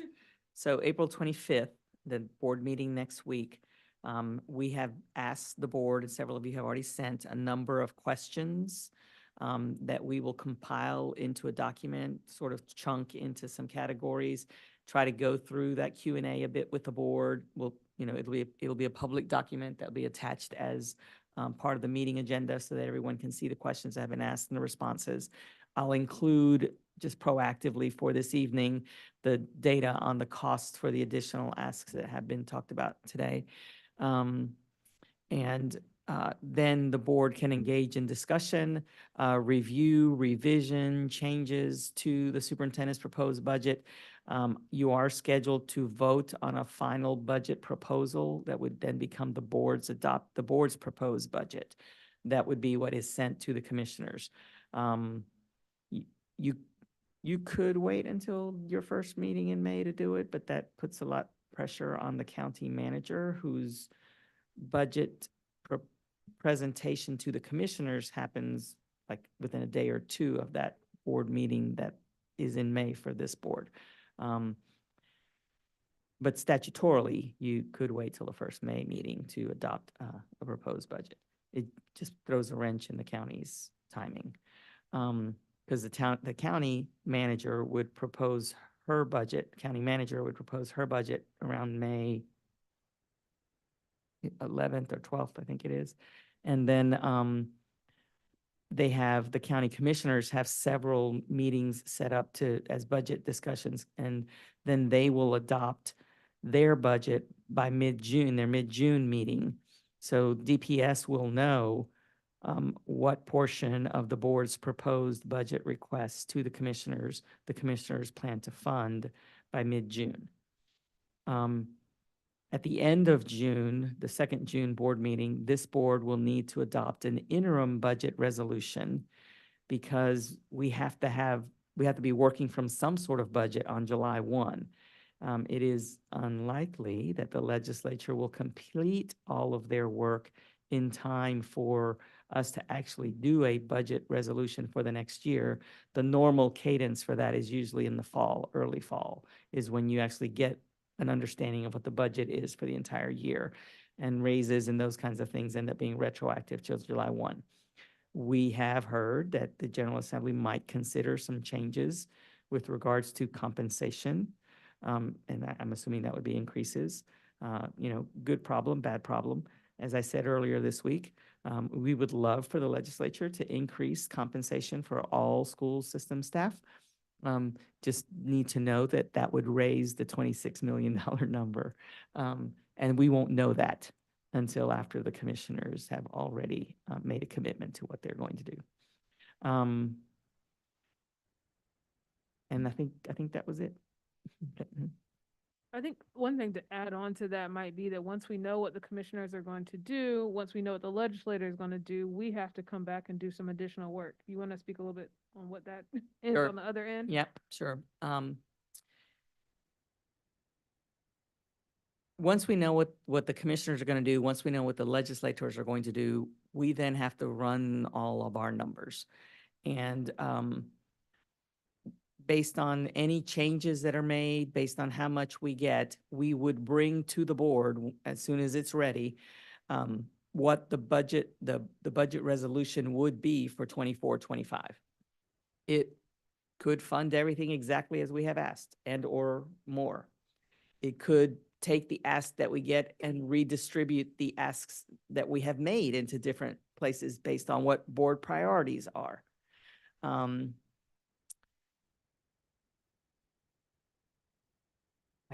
think I did ask whether or not we've ever asked the commissioners for more after. They've already told us what they're going to give us, but, and I'm not sure what the cadence is for that or what that happens, but I think I could tell you that once the commissioners establish their budget, the only way I think to get additional funds for a district would be an ask from like their fund balance, which would be one-time funds because they've already established their budget for the year. And then it would be a recurring ask that becomes part of the next year's budget request. I think that's how that would have to happen if that were even contemplated or an option. But the staff have to do the work, and there will be additional discussion with the board once the numbers from the legislators and the number from the commissioner is given to sort of reconvene on priorities and see if they remain the same or if anything has shifted. Thank you. Any other comments or questions from board members?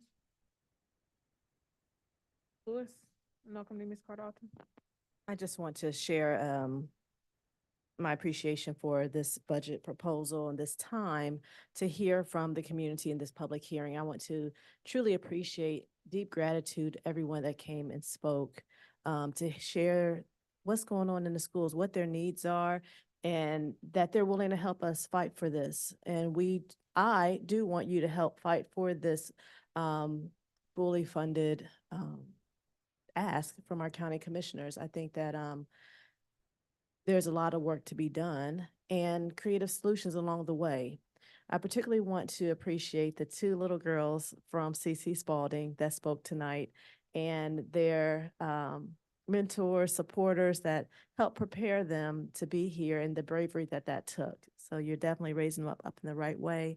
And for those who cannot be here this evening, please email the board at boe@dpsnc.net. Email the entire board what your situation is, what additional needs are in the budget, what your priorities are. We want to hear that along with solutions. What creative, innovative things that we may not have thought about that you can lean into this with us that helps to free up other resources. One of the things that we know we're facing right now is the ending of federal funding. The ESSER funding is ending. Those positions are ending. How can we recapture what that need is through our county commissioners, through our community agencies, our nonprofit organizations? Like, where can the community rally around that so that we can really stretch the dollar, all 26 million that we're asking, if not more? Thank you. Ms. Carlton. Let's see. I want to start by just confirming and then acknowledging, confirming that the timeline that we were talking about just is the reality, and it also means that our staff are in the very difficult position of not knowing how much money they're going to be making next year. So let me say one other thing that I've actually written down. I've gotten a couple of emails, and I'm sure you have as well, from staff, in particular around the classified salaries, that need an understanding of how to advocate by knowing, so how much does this mean for me next year? We do have scheduled to attend next week's board meeting. The comptroller is coming back. He is providing schedules. He has done the work to model these proposed pay stubs for individuals. I'm not exactly sure how that's all going to fall out, but I just want to sort of speak into acknowledgement that we've received emails that say, I don't know how to advocate if I don't really know what my pay is going to look like. And so I'm hoping that that is a part of what we will have ready for next week's meeting in time for what needs to happen, if either with the board's proposed budget or a change to the board's proposed budget. Like, I really anticipate that might be the thing that would make you wait. Can I ask a follow-up question on that same topic? I think for people though who are just interested, you wouldn't make no one should make less than what they're making this year. Correct. Very worst case scenario, you make just the state mandated, or So, how does that? let's see. The current salaries, which are the 22, 23 plus 11%, that is the baseline for next year. No one will make less than that. Everyone will make at least 3% more than that because there's already 3% baked into the legislative increases. So all classified staff would receive at least 3% from where they are right now. The salary schedules, as Mr. Crutchfield has proposed them, inform where you place people. So, and that takes into account years of experience. They are placed on that salary schedule based on their years of experience. If for some reason where they are placed on the schedule is less than 22, 23 plus 11%, they're actually placed on the schedule at whatever experience it would take to keep the salary where they are and then get the 3%. So everybody will have at least 3% more.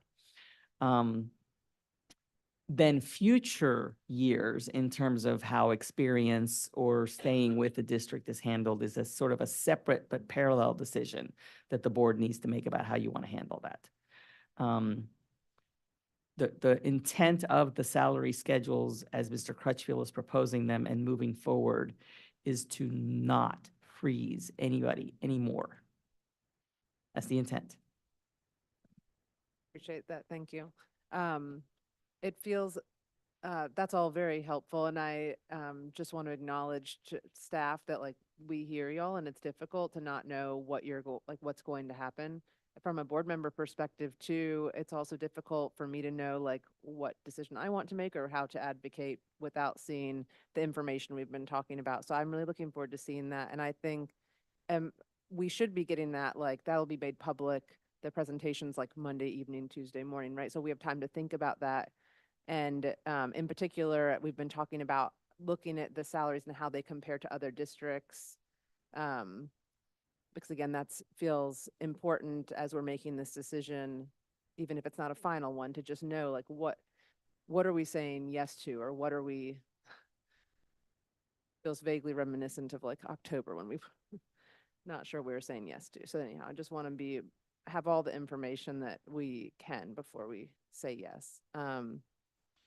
Relatedly, I'm wondering, in addition to the information that you're pulling together for us, thank you, Ms. Moore, about the EC staff and ESL staff and how much that would cost to do a supplement.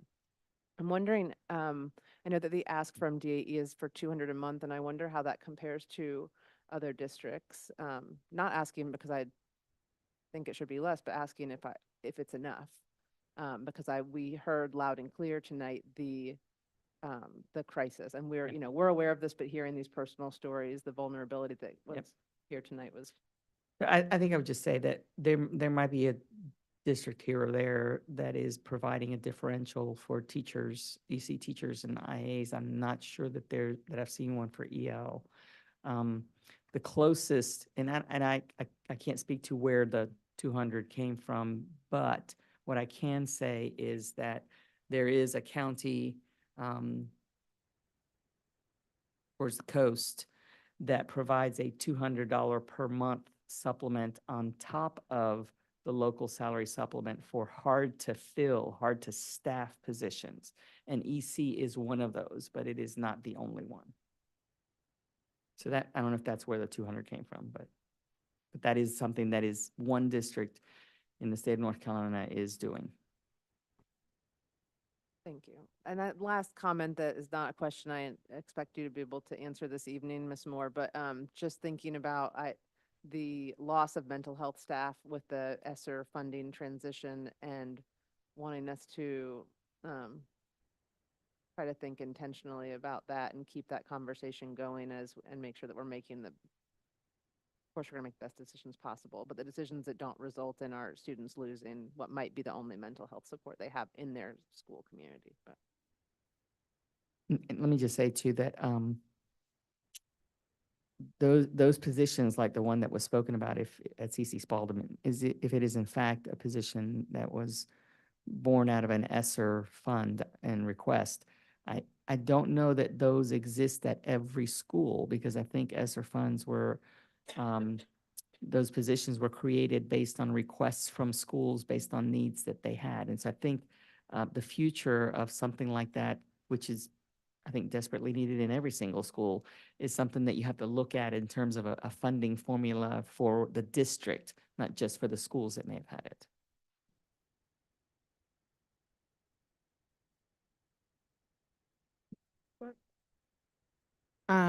Thank you, Ms. Moore, for this presentation around the budget. I want to thank all the public commenters tonight.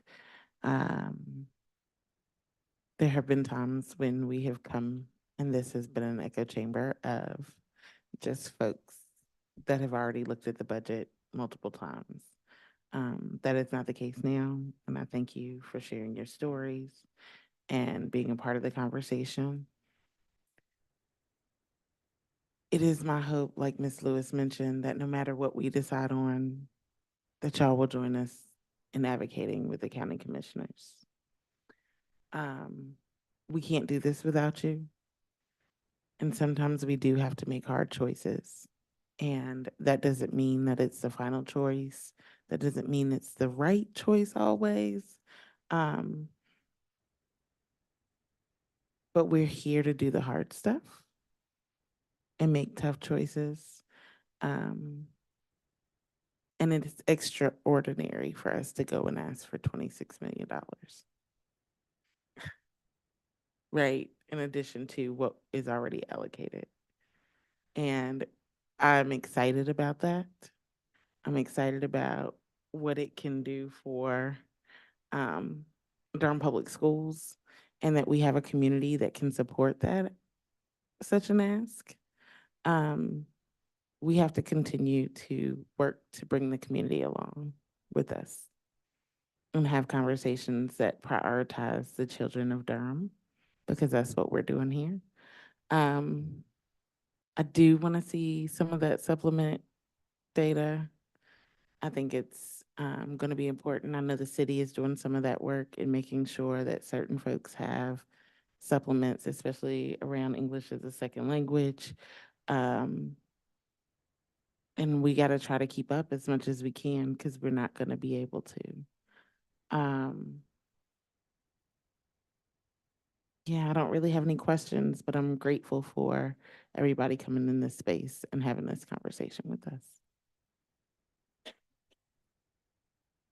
Yeah, I just wanted to speak into the record, just the concern that has come up in these conversations. We are not a district that is attributing, use my choice words here, like a deficit mindset, a deficit about these children being the problem. Like, they are costlier, they need more things, they require all this added, and so we're going to compensate based on how difficult the job is. I think that that is unfair to the families. But I think that in that conversation is the fact that these are hard to fill positions. And I go with that these are very hard to fill positions. And if we base our language not around penalizing the children, because every child has a right.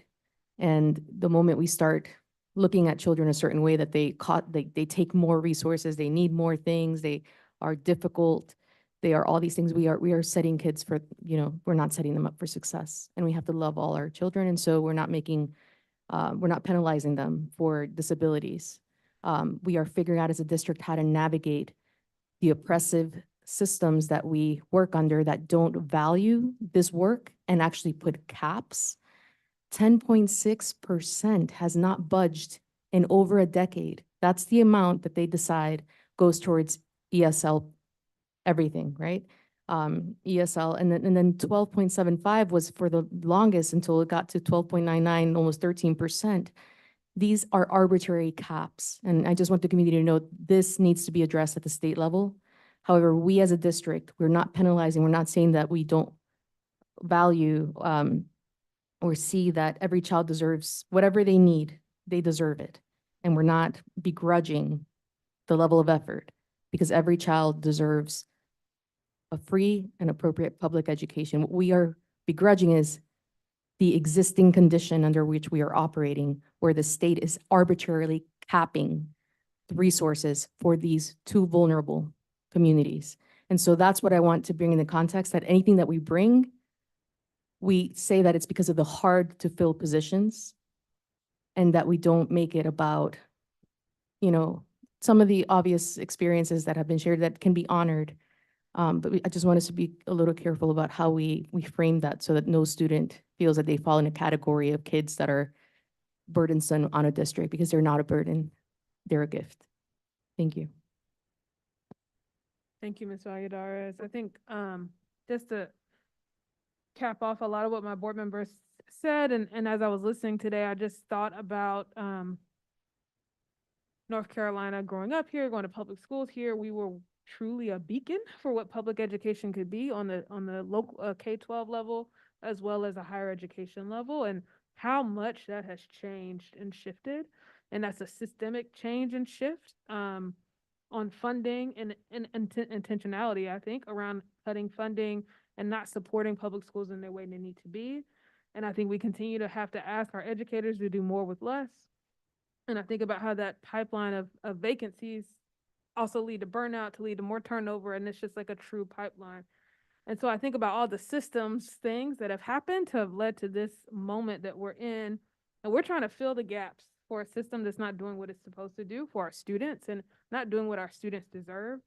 Every single one of them with all of their individual beauty and that they bring and their brilliance that they bring to our system. So that's what's going through my mind as I listen to all the different presentations. And our job is still to figure it out, right? So one of the things I think I wanted to ask for, we typically have a deferred ask slide, and I would like for us to include that maybe in some of the things that we are thinking about, or the board has also were listed on that priority list that but might not make it into our budget ask this year. I feel frustrated about the lack of the federal funds leaving, and I want to know how we are going to plan for supporting schools. We knew this was coming. I think I asked it every time we talked about our budget. We know these dollars are going to end. How can we make sure that schools aren't just feeling a drastic cutoff from that additional support? So at some point, I would love for us to have that kind of conversation. And I think I'm glad to hear about how we're going to be talking about the salary proposals moving forward. I know I asked that question previously at a board meeting to want to make sure staff could have some sense of what was in this budget, because it's kind of hard to understand all of that. And to know that all of this is a proposal that has to be approved, and then we have to figure out what we're going to go from there. So thank you everyone that came and brought your concerns and questions and advocacy. Really appreciate that. We need that locally, but we also need that at the statewide level. Our colleague Ms. Byer isn't here, but if she was, I know she would talk about Leandro. I know she would talk about the rainy day fund that the General Assembly has and all the different ways that the state needs to better fund public education, support diversity, equity, and inclusion efforts across our district. And I could go on and on and on and on. Without any other further comments, I will call for a motion to adjourn this budget hearing. Motion to adjourn. Second. All right, so moved to probably second. We are adjourned. Thank you all for coming.